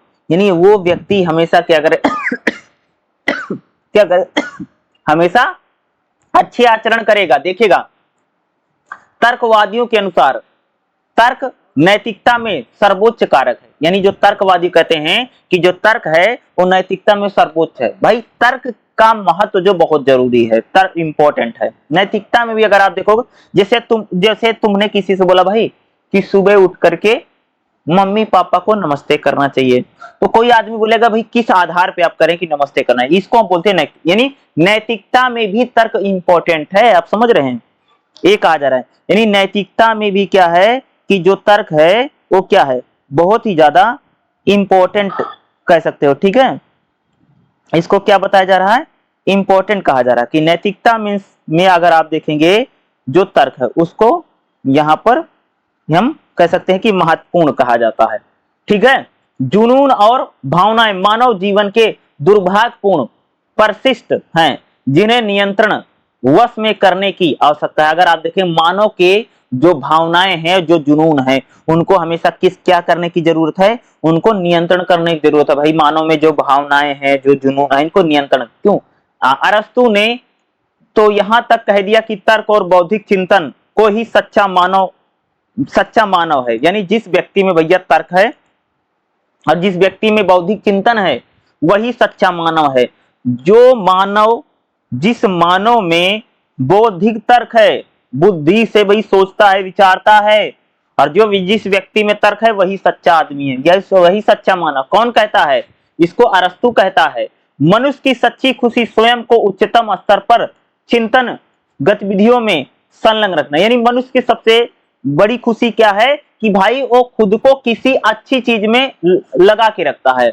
लेकिन सवाल पूछा जा सकता है कि क्या किसी डूबते हुए आदमी की जान बचाने के लिए ऐसे चिंतन को तोड़ देना सही होगा? क्योंकि प्लेटो ने उसे संघर्ष को पहचाना है जो सही मानते हैं और जिसे हमें आनंददायक कहते हैं के बीच उत्पन्न होता है। यानी कहने का मतलब अगर आप देखें तो ये लोग कह रहे हैं कि भाई जो तर्क है वो बहुत इंपॉर्टेंट है, तर्क महत्वपूर्ण है, समझ सकते हो? और मनुष्य की जो सच्ची खुशी है वो भाई कहीं पर खुद को लगाए हुए है, और हमें कह सकते हैं कि हर जगह पर तर्क बहुत महत्वपूर्ण है। ठीक है, हम कहीं पर भी बातचीत करते हैं तो हमेशा हमें तर्क के आधार पर बात करनी चाहिए। चाहे हम नैतिकता की बात ही को ना कर रहे हैं कि भाई सबका मान सम्मान करना चाहिए, किसी से गाली गलौज नहीं करना चाहिए, तो इसमें भी आपको तर्क देना पड़ेगा। भाई सबका मान सम्मान क्यों करना चाहिए, किसी के साथ गाली गलौज नहीं करना चाहिए। यानी तर्क जो है वो ज्यादा महत्वपूर्ण कह सकते हो, यहां पर कहा जा रहा है। यानी हर भावना के पीछे कोई ना कोई कारण होता है। आप समझ रहे हैं क्या कह रहा हूं भाई? कोई भी भावना हो, क्या बोला कि कोई भी भावना होगी उसके पीछे क्या है? कारण है। जैसे प्रेम की भावना है, ईर्ष्या की भावना है, द्वेष की भावना है। हर भावना के पीछे क्या है कि भाई मेरे कारण ही होता है, बिना कारण के कोई भी भावना नहीं होती है। अब देखिएगा, विरोधाभास से आशय क्या है? विरोधाभास क्या था? विरोधाभास का मतलब होता भाई मेरे दो बातें जब आपस में काटती हैं तो उसको हम लोग बोलते हैं विरोधाभास। ठीक है, विरोधाभास को इसको कह सकते हैं, जो कोई आदमी बोले भैया तुमको 4 बजे उठना चाहिए, और कोई आदमी बोले नहीं नहीं 4 बजे तो बिल्कुल ही नहीं उठना चाहिए। ठीक है, उस समय नींद बड़ी महत्वपूर्ण है। ये क्या है? एक प्रकार का विरोधाभास है। इसको हम लोग क्या बोलते हैं? विरोधाभास बोलते हैं। शिक्षा में भी बहुत सारा विरोधाभास होता है। देखा होगा विरोधाभास ना, कि भाई किसी व्यक्ति ने कुछ कहा तो किसी व्यक्ति ने किसी चीज को लेकर के कुछ कहा, इसी को हम बोलते हैं विरोधाभास। विरोधाभास मतलब जब दो चीजें आपस में क्या कर रही हैं? टकरा रही हैं। ठीक है, ये इसको हम लोग ये कह सकते हैं विरोधाभास। देखिएगा, बुद्धि को भावनाओं से अलग करने की धारणा, क्या कर रहे हैं? बुद्धि को भावनाओं से अलग करने की धारणा से उत्पन्न स्थिति शिक्षा पर गंभीर प्रभाव पड़ सकती है। यानी बुद्धि दरअसल बच्चों के पाठ्यक्रम में नैतिक व्यवहार के एक पहलू पर जोर देना और दूसरे पहलू की उपेक्षा करना उसे वास्तविक नैतिकता और शिक्षित व्यक्ति के बीच वंचित कर देगा। कह रहे कि जैसे कह रहे भाई मेरे कि अगर हम बच्चे के पाठ्यक्रम में नैतिकता के पहलू पर जोर दें यानी कह रहे हैं कि जैसे मान लीजिए यहाँ पर ये बात कही जा रही है कि जैसे मान लीजिए कि हम लोग क्या कर रहे हैं कि नैतिकता पर तो बहुत ज्यादा जोर दे रहे हैं, ठीक है, क्या कर रहे हैं, नैतिकता पर तो बहुत ज्यादा जोर दे रहे हैं, लेकिन दूसरी चीजों को हम लोग क्या कर दे रहे हैं, नजरअंदाज कर दे रहे हैं, उस पर ध्यान नहीं देते। इससे भैया क्या होगा कि व्यक्ति जो है कई सारी चीजों से क्या रह जाएगा, वंचित रह जाए। जैसा आप जानते होंगे कि एक अमेरिकी वैज्ञानिक बेंजामिन ब्लूम के अनुसार मानव जीवन में 3 आयाम होते हैं। मानव के जीवन के कितने आयाम है जी, 3 आयाम है, जिसे ज्ञानात्मक, भावनात्मक और मनोदेहिक, ये 3 प्रकार के आयाम होते हैं। किसमें होता है, मानव के जीवन के क्या बताया गया है, इसमें भाई मेरे 3 आयाम है। एक क्या, ज्ञानात्मक, यानी जब उसको किसी चीज का क्या ज्ञान होता है, जैसे बच्चा है, जैसे उसको पता चला भाई, जैसे छोटा बच्चा होता है उसको पता चला कि ये गेंद है, ये बॉल है, ये पेन है, ये मम्मी है, पापा है, इसको बोलते हैं ज्ञानात्मक। भावनात्मक क्या होता है कि उसकी चीज भावना, भाई भावनात्मक जैसे प्यार मोह, इस प्रकार से उसको हम बोलते हैं भावनात्मक। मनोदेहिक का मतलब होता है यानी जब वो अपने शरीर को पहचानने लग जाए कि भाई, इसको बोलते हैं मनो। ये कोई भी शैक्षिक कार्यक्रम जो तीनों में से किसी डोमेन का पूरा ध्यान नहीं रखता, अधूरा होगा, इसलिए शिक्षा के क्षेत्र को प्राप्त नहीं करेगा। यानी कहने का मतलब शिक्षा में अगर आप देखेंगे भाई मेरे ज्ञानात्मक, भावनात्मक और मनोदेहिक शिक्षा में कम से कम एक तो होना जरूरी है। अगर कोई नहीं होगा तो कह सकते कि ये शिक्षा का जो लक्ष्य है उसको प्राप्त नहीं करेगा। क्या, जो शिक्षा का लक्ष्य है उसको प्राप्त नहीं करेगा, ठीक है।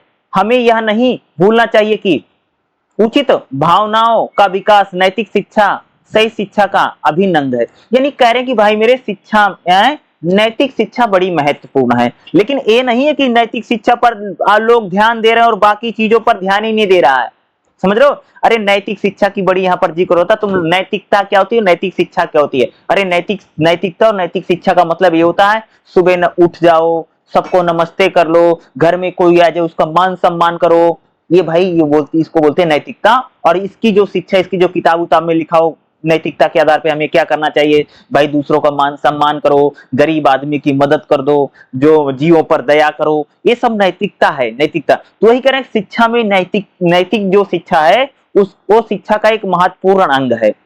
सैद्धांतिक रूप से यह संभव नहीं कि कोई व्यक्ति शिक्षित हो भले उसे ही सार्थक दृष्टिकोण, भावना और संवेदन विकास ना हो। करें कि ऐसा बिल्कुल नहीं हो सकता भाई मेरे, कोई व्यक्ति पढ़ा लिखा है, शिक्षित है, लेकिन उसे उसमें किसी प्रकार की भावनाएं ना हो, ठीक है, उस चीज की सराहना नहीं की जा सकती जो सराहना योग्य है। उसका कहना भी तो क्या होगा कि अगर कोई व्यक्ति शिक्षित है लेकिन उसमें किसी चीज से प्यार नहीं है, किसी चीज में उसकी रुचि नहीं है और किसी चीज में उसका उत्साह नहीं है, शिक्षित होने का अर्थ है उसे किसी चीज की देखभाल करने के लिए बड़ा किया गया है। कहने का मतलब भाई कह रहे हैं कि अगर हम लोग कहते हैं भाई कोई व्यक्ति शिक्षित है, पढ़ा लिखा है, तो ऐसा बिल्कुल नहीं हो सकता उसे किसी चीज से प्यार नहीं है, किसी चीज से लगाव नहीं है, किसी चीज में उसका इंटरेस्ट यानी रुचि नहीं है, ऐसा बिल्कुल नहीं हो सकता। क्योंकि शिक्षित होने का मतलब यह है कि उसे किसी चीज की देखभाल करने के लिए बड़ा किया गया है। विशुद्ध रूप से तर्कवादी दृष्टिकोण अपनाने का मतलब है इस बात से इनकार करना कि हमारे विद्यार्थी में भावनाएं, व्यक्तित्व हैं, उन्हें कंप्यूटर रोबोट में बदलना है। कहने जो भावनाएं होती हैं स्टूडेंट में, विद्यार्थियों में, वो एक प्रकार से क्या होती है भैया, व्यक्तित्व होती है, कोई रोबोट की तरह नहीं होती है। और यहाँ पर हम लोग जो ये बात करें, अगर आप देखेंगे विरोधाभास यही चीज बता रही है।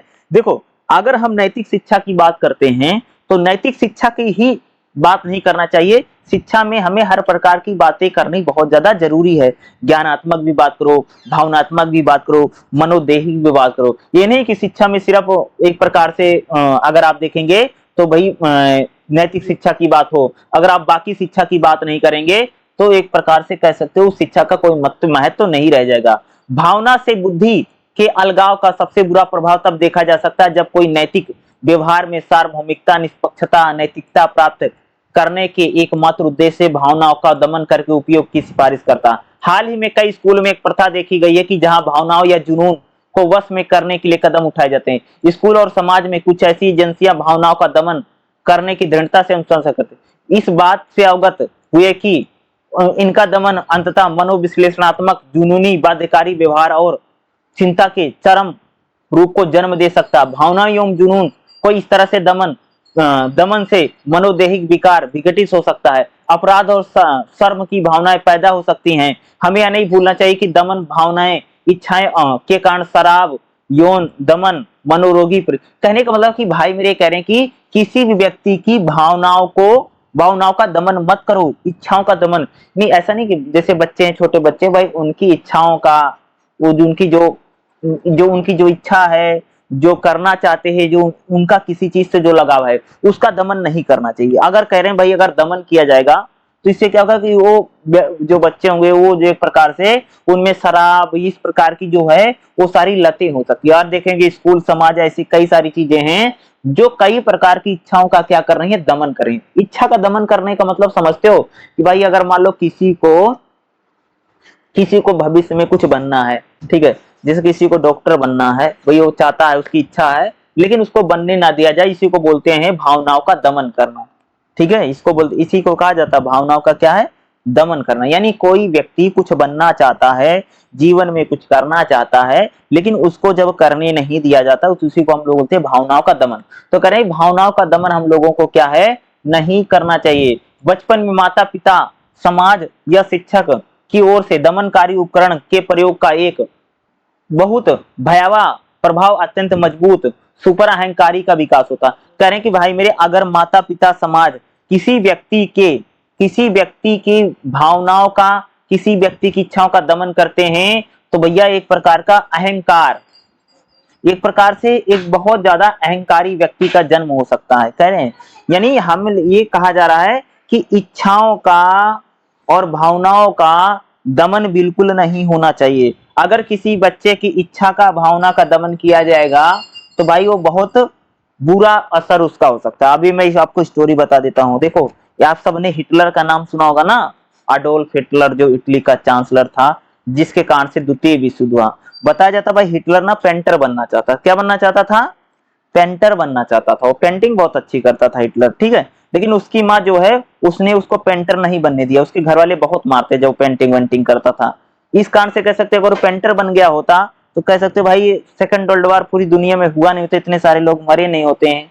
तो ये इसीलिए तो हम कह रहे हैं, यही कहा जा रहा है कि किसी भी व्यक्ति की इच्छाओं का और भावनाओं का दमन नहीं करना चाहिए, नहीं तो एक प्रकार से विरोधाभास क्या है, जन्म लेता है। समझ रहे हो, यानी इच्छाओं का और भावनाओं का दमन नहीं करना चाहिए। अगर किसी की इच्छाओं का, भावनाओं का दमन होता है तो आगे चल करके जिस व्यक्ति की इच्छा और भावना का दमन हो, व्यक्ति शराब पी सकता है, यौन संबंध, ये मनोरोगी हो सकता है, या अहंकारी हो सकता है, या इस प्रकार के स्वभाव उसमें स्वाभाविक रूप से आ सकते हैं अगर किसी व्यक्ति की भावनाओं का दमन किया जाता है या लगातार उसमें कह सकते भावनाओं को दमन हो रहा है। ठीक है, चलिए एक और हम देखते हैं। हम लोग इसमें काफी इंपॉर्टेंट जो है उन्हीं को मैं आपको बता दूंगा। अब हम बात करें नैतिक दुर्बलता, ये इंपॉर्टेंट है भाई, क्या नेट, ठीक है। आगे देखिएगा इसमें क्या बताया गया है, ठीक है, जैसे इसमें लोग कह रहे हैं, ठीक है, एक मिनट, ठीक है, जैसे इसमें नैतिक दुर्बलता का जो टॉपिक रहेगा, ठीक है, उसको हम आपको बताते हैं। ठीक है, एक मिनट देखिए, देखिएगा जैसे मैंने आपको बताया नैतिक दुर्बलता। देखिएगा नैतिक शिक्षा से निपटने में हमें एक विशिष्ट व्यवहारिक समस्या का सामना करना पड़ता है, नैतिक कमजोरी की समस्या। उदाहरण के लिए एक बच्चे ने कुछ कौशल सीखे जो कुछ निर्णय मापदंड को पूरा करते हैं, लेकिन जो उसे सही माना उसके अनुसार कार्य करने में विफल हो सकता है। नैतिक कमजोरी की यह शैक्षणिक समस्या की इससे संबंधित है कि बच्चों का उसके नैतिक निर्णय पर कार्य करने के लिए उसे कैसे प्रोत्साहित किया जाए। आइए ऐसी समस्या का समाधान का हम लोग विश्लेषण करना का प्रयास करते हैं। यानी नैतिक दुर्बलता के, जैसे कहने का मतलब आप समझ रहे हो, नैतिक दुर्बलता का मतलब क्या भाई मेरे, कि जैसे किसी को नैतिक शिक्षा सिखाई गई। नैतिक शिक्षा का मतलब क्या भाई, उसको एक टाइप से संस्कार दिया गया तुम्हें क्या करना चाहिए, क्या नहीं करना चाहिए। अगर वो व्यक्ति उन नैतिक शिक्षा का प्रयोग नहीं कर पा रहा है तो उसी को हम लोग क्या बोलते हैं, नैतिक दुर्बलता बोलते हैं। नैतिक दुर्बलता क्या है, नैतिक शिक्षा मिलने के बाद उसका अगर कोई प्रयोग नहीं कर पा रहा है तो उसी को हम लोग क्या करें, यहाँ पर नैतिक दुर्बलता कह रहे हैं। हम जो सही या अच्छे समझते हैं उस पर कार्य करने में असफल होते हैं, तो हम नैतिक कमजोरी की दोषी हैं। यानी कहने का मतलब अगर हम सही और अच्छे समझते हैं नैतिकता को, लेकिन हम उस पर नैतिकता को फॉलो नहीं कर पा रहे हैं, उस पर काम नहीं कर पा रहे हैं, तो हम नैतिक कमजोरी की दोषी हैं। यह आमतौर पर तब होता है जब भावनाओं, इच्छाओं या अन्य अतार्किक कारण पर हावी हो जाते हैं। हमें ऐसे दबाव का सामना करने में सक्षम नहीं होते हैं क्योंकि हमारी इच्छा शक्ति, हमारे विवेक को बहुत कमजोर हो जाते हैं। ऐसे मामले में नैतिक शिक्षा का अर्थ है कि भावनाओं को शिक्षित करने की इच्छा शक्ति या विवेक को मजबूत करना और इस प्रकार एक मजबूत चरित्र का निर्माण करना। कह रहे हैं कि जैसे मान लो भाई, नैतिक दुर्बलता मैं आपको बता देता हूं क्या है। देखो, जैसे मान लो कि आपने पढ़ा लिखा, आपको बहुत सारी चीजें सिखाई गई, लेकिन आप लोग उसे कर नहीं पा रहे हैं, फॉलो नहीं कर पा रहे हैं, इसका मतलब नैतिक दुर्बलता है। ठीक है, तो कह रहे हैं कि अगर किसी व्यक्ति को शिक्षित किया जाए, अगर नैतिकता का शिक्षित किया जाए, अगर उसको पढ़ाया लिखाया जाएगा, तो उसमें जो दुर्बलता रहेगी वो क्या दुर्बलता हट सकती है। यहाँ पर दुर्बलता का मतलब क्या है, दुर्बलता मीन्स कमजोरी, और कमजोरी का मतलब क्या है कि किसी भी चीज को करना पाना। जैसे आपको जो पढ़ाया गया है, जो लिखाया गया है, जो बताया गया है, आप उन चीजों को नहीं कर पा रहे हैं। क्या बोला मैंने, आप उन चीजों को नहीं कर पा रहे हैं, इसी को बोलते हैं नैतिक दुर्बलता। यानी आपको जो नैतिक शिक्षा दी गई है, आप उस नैतिक शिक्षा को फॉलो नहीं करते हैं या आप उसके अनुसार जीवन नहीं जी पा रहे हैं, इसी को बोलते हैं नैतिक दुर्बलता। ठीक है, नैतिक शिक्षा मिलने के बाद फिर भी हम काम नहीं कर पा रहे हैं, इसी को हम लोग यहाँ पर कह गए हैं नैतिक दुर्बलता के रूप में कर रहे हैं। नैतिक शिक्षा में निर्णय एवं कार्रवाई, देखो नैतिक शिक्षा में निर्णय और कार्रवाई क्या है। देखो, जब आपको नैतिक शिक्षा दी जाती है तो भाई मेरे, आप कोई ना कोई डिसीजन ले सकते हैं, कोई ना कोई निर्णय ले सकते हैं। नैतिक शिक्षा हमें बताती है कि हमें क्या करना चाहिए, क्या नहीं करना चाहिए। जैसे आपको ज्ञानात्मक नैतिक शिक्षा है, भावनात्मक नैतिक शिक्षा है, या आपको मनोदैहिक नैतिक शिक्षा। नैतिक शिक्षा मिलने के बाद नैतिक शिक्षा हमें बताती है क्या करना सही है और क्या करना गलत है। आप समझ रहे हैं क्या, नैतिक शिक्षा बताती भाई मेरे क्या, कि हमारे लिए कौन सा काम सही है और कौन सा काम गलत है।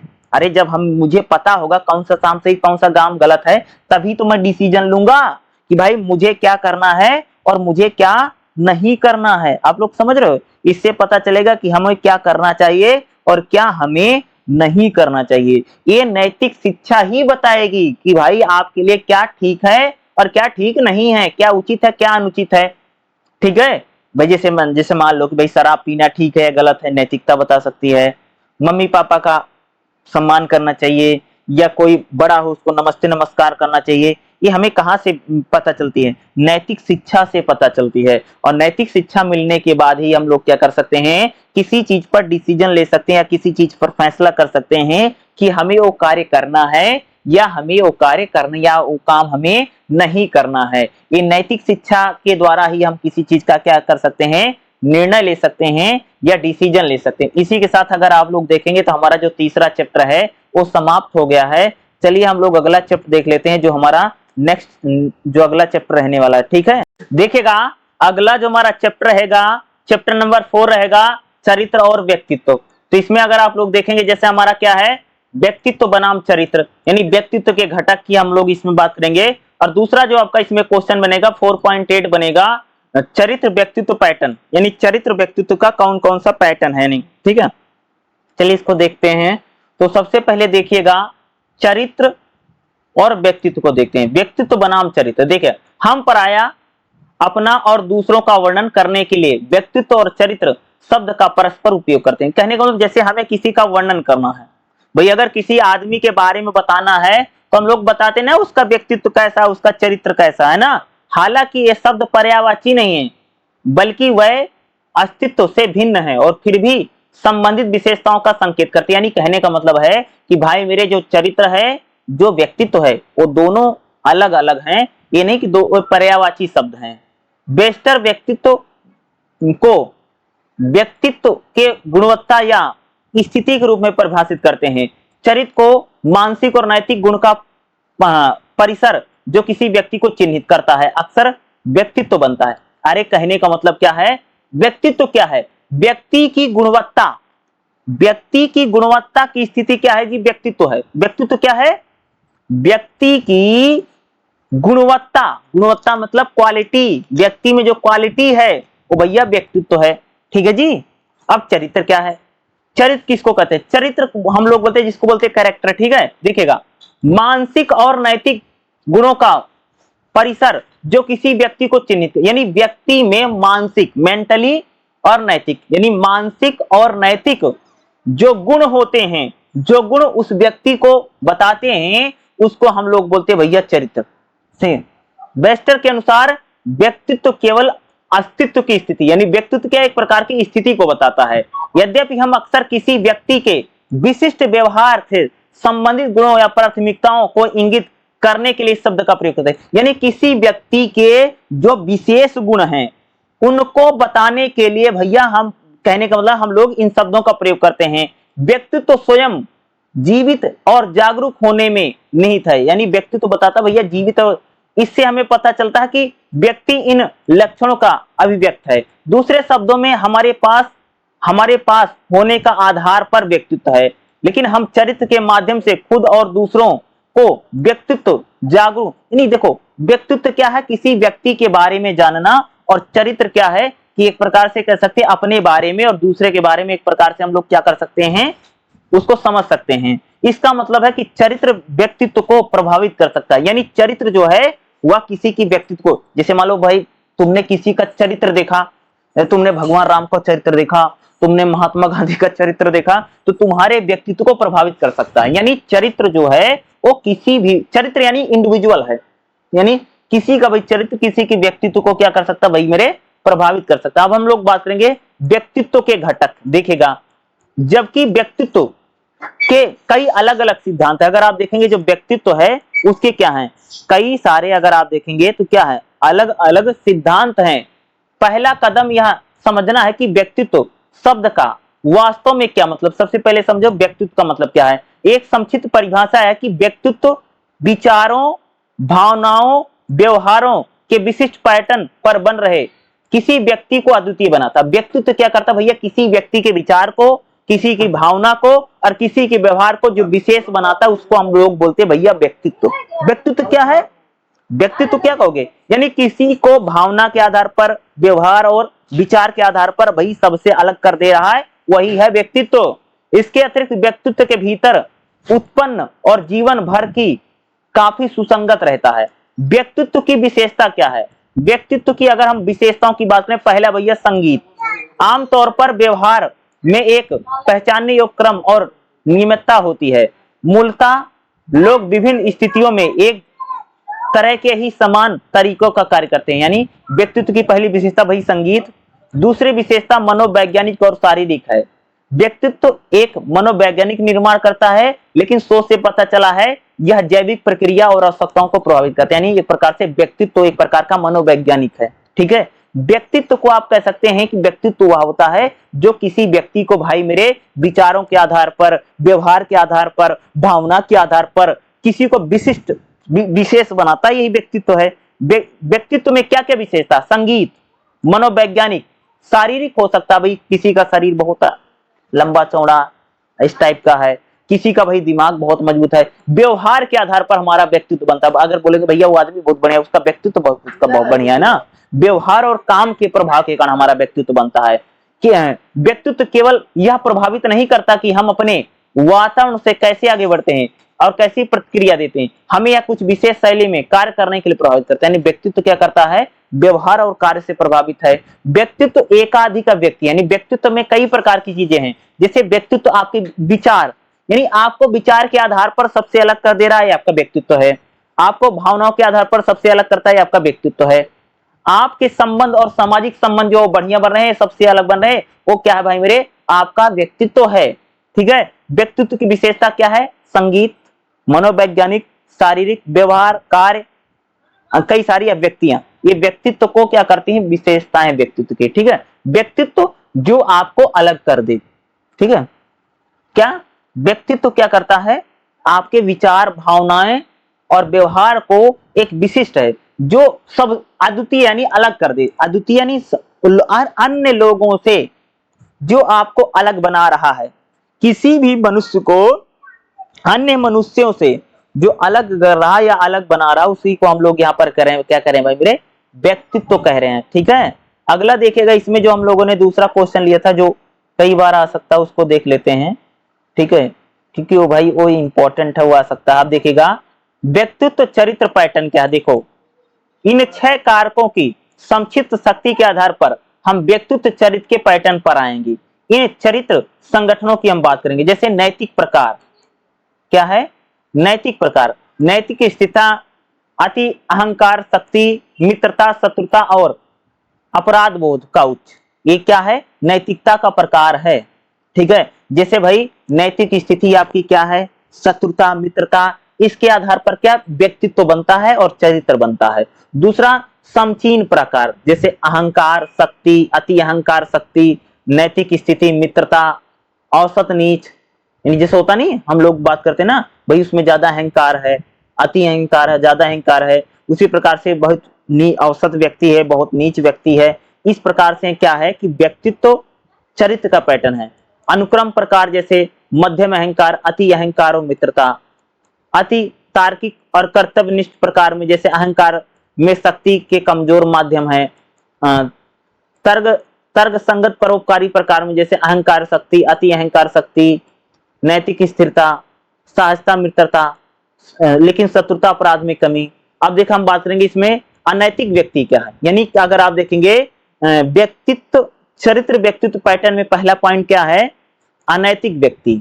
शिशु की शुरुआत एक नैतिक व्यक्ति के रूप में होती है, जिसे ना तो नैतिक कहा जा सकता है ना ही अनैतिक। कहता है भैया भाई मेरे, जब कोई छोटा सा बच्चा जन्म लेता है तो क्या बुरा होता है, वो ना बुरा है ना अच्छा है, समझ रहे हो।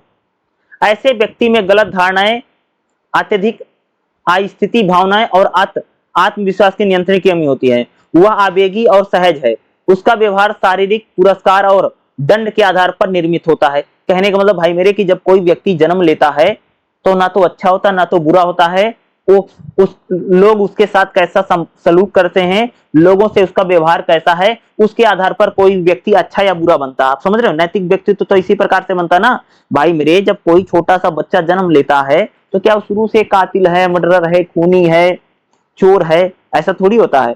वो तो ना तो अच्छा होता है ना तो बुरा होता है। वो जैसे जैसे अपना व्यवहार करता है उसको पुरस्कार मिलता है या उसको दंड मिलता है, इसके आधार पर कह सकते हैं उसका जो चरित्र है या उसका जो व्यक्तित्व है उसका निर्माण होता है।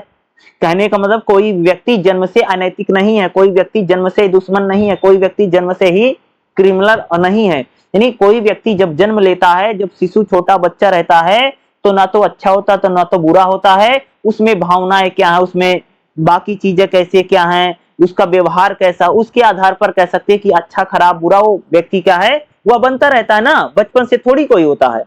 अब देखिए समचीन उचित व्यक्ति, उचित व्यक्ति क्या है, समचीन व्यक्ति वह हैं जिन्हें अपनी संस्कृति के सामाजिक पुरस्कार और दंड पैटर्न के बारे में सीखता है, तत्कालीन परिणाम से नियंत्रित होता है। वह मुख्य रूप से आत्म केंद्रित होते हैं। उनकी ईमानदारी या बेईमानी स्थितियों में होने से वाला प्रत्यक्ष लाभ पर निर्भर करता है। समचीन उचित व्यवहार क्या है, उचित व्यवहार का मतलब होता है कि आपका जो समाज है, आपका जो कल्चर है, उसके आधार पर अगर आप लोग व्यवहार करते हैं उसको हम लोग बोलते हैं समचीन व्यवहार। यानी उचित व्यक्ति कौन है, उचित व्यक्ति उसी को बोला जाता है। उचित व्यक्ति कौन है भाई मेरे, उचित व्यक्ति वही व्यक्ति है समाज में जो परिस्थितियां हैं, समाज में जो नियम कानून है उसके अनुसार जो व्यक्ति जीवन जी रहा है वही व्यक्ति क्या उचित व्यक्ति है। क्या है वही तो भाई उचित व्यक्ति, उसी को बन। अनुरूपक क्या है, अपने विकास के मध्य और बचपन के अंतिम चरण में बच्चे प्राय सामाजिक व्यवहार के अनुरूप पैटर्न प्रदर्शित करते हैं। इस स्तर पर बच्चा व्यवहार का एक सामान्य सिद्धांत को आत्मसात कर लेता है, अर्थात वह उसे ही करना चाहिए, उसे करना चाहिए, किसी को जो नहीं करना चाहिए। वह अपने सामाजिक समूह के नियमों के अनुरूप होना, वह सामाजिक मानदंड का पालन करता है और इस तरह सामाजिक अस्वीकृति की शर्मिंदगी से बच जाता है। अनुरूपता क्या है, अनुरूपक का मतलब होता है कि जैसा आपका समाज है, जैसे आपकी सोसाइटी है, आप वैसा ही व्यवहार करें, इसी को बोलते हैं अनुरूपक। ठीक है, और अगर आप समाज और सोसाइटी यानी आपका जो समाज है उसके अनुसार अगर आप काम नहीं करते हैं तो आपको शर्मिंदगी महसूस होगी। आप समझ रहे हैं भैया, जैसा हमारा समाज है, जैसा हमारा देश है या हमारा गली मोहल्ला है, उसके अनुसार ही हमें क्या करना चाहिए, व्यवहार करें, इसे बोलते हैं अनुरूपक। और जो समाज के अनुसार काम नहीं करेगा भाई, उसको शर्मिंदगी, इस प्रकार की चीजें उसको होंगी ही होंगी। आप लोग समझ रहे हैं। अगला है तर्कहीन, कर्तव्यनिष्ठ, व्यक्तित्वहीन। ये तर्कहीन का मतलब होता है कि जो व्यक्ति कुछ भी बातें कर रहा है, कोई तर्क नहीं, कोई भी तर्क नहीं है, समझ लो, उसको हम लोग बोलते हैं तर्कहीन। कर्तव्यनिष्ठ क्या है भाई, कर्तव्यनिष्ठ का मतलब होता है जो अपने कर्तव्यों को पूरा कर रहा है, उसी को हम लोग बोलते हैं कर्तव्यनिष्ठ। क्या कहते हैं, जो व्यक्ति अपने कर्तव्यों को पूर्ण करता है उसी को हम लोग बोलते हैं, क्या बोलते हैं, कर्तव्यनिष्ठ कहते हैं। ठीक है। और व्यक्तित्वहीन क्या है, व्यक्तित्वहीन का मतलब सिंपल सा मतलब होता है कि जो भाई जिसका कोई करेक्टर नहीं है, जिसका कोई व्यक्तित्व नहीं, जो किसी से, उसको हम बोलते हैं व्यक्तित्वहीन। तर्कहीन का मतलब सिंपल सा होता है भाई मेरे, कि जिस व्यक्ति में किसी प्रकार का तर्क नहीं, यानी कुतर्क वाली बातें कर रहा है। ठीक है। यानी वो जो भी बातें करता है उसका कोई भी वो तर्क नहीं दे पा रहा है कि भाई ये चीज कैसी हुई है, कैसे नहीं हुई है, इसको बोलते हैं तर्कहीन। आप समझ रहे हो, ये इंपॉर्टेंट। अगला देखिएगा क्या हमारा क्या है, तर्क संगत परोपकार। यानी अगर आप अच्छा कार्य करते हैं, परोपकार करते हैं, तो उसका आपको तर्क पता होना चाहिए कि भाई अगर मैं अच्छा काम कर रहा हूं तो क्यों कर रहा हूं, क्यों करना चाहिए, ये आपको पता होना बहुत ज्यादा जरूरी है। जैसे आप अच्छे काम करते हैं, परोपकार मतलब अच्छे कार्य करना, बढ़िया काम करना, जैसे भाई भूखों को खाना खिला दिया, किसी की आपने मदद कर दी, किसी की हेल्प कर दी। ठीक है, इसे बोलते हैं परोपकार। तर्क संगत परोपकार क्या है, यानी आप जो भी परोपकार का कार्य कर रहे हैं वो सही होना चाहिए। ठीक है। यानी आप जो भी परोपकार करें, जो भी अच्छे काम कर रहे हैं, वो तर्क संगत होना चाहिए, वही उचित होना चाहिए। ऐसा नहीं परोपकार तो कर रहे हो, लेकिन ये थोड़ी कि चोर को चोरी करने में मदद कर रहे हो, ये परोपकार नहीं है। दूसरे की मदद करने का मतलब ये थोड़ी है कि तुम चोर को चोरी करने में और डाकू को घर लुटवाने में मदद कर रहे हो, ये परोपकार नहीं है। जो आपका परोपकार है वो तर्क संगत होना चाहिए, तर्क के आधार पर सही उचित होना चाहिए। ठीक है, उसे हम परोपकार बोलते हैं। परोपकार तो भी कई प्रकार का हो सकता है। ठीक है, तो तर्क संगत परोपकार होना क्या जरूरी है, ये इंपॉर्टेंट है। इसमें जैसे व्यक्तित्व और चरित्र और व्यक्तित्व को लेकर के खूब पूछेगा। जैसे बात करेगा ना भाई चरित्र और व्यक्तित्व का, उसी से रिलेटेड कह सकते हो कि आपके एग्जाम में क्वेश्चन पूछे जाएंगे। तो ये याद रखिएगा, किससे रिलेटेड पूछेगा, चरित्र और व्यक्तित्व से। ठीक है, इनसे ही संबंधित क्वेश्चन जो कह सकते हो आपके पेपर में ये इससे आएगा। ठीक है।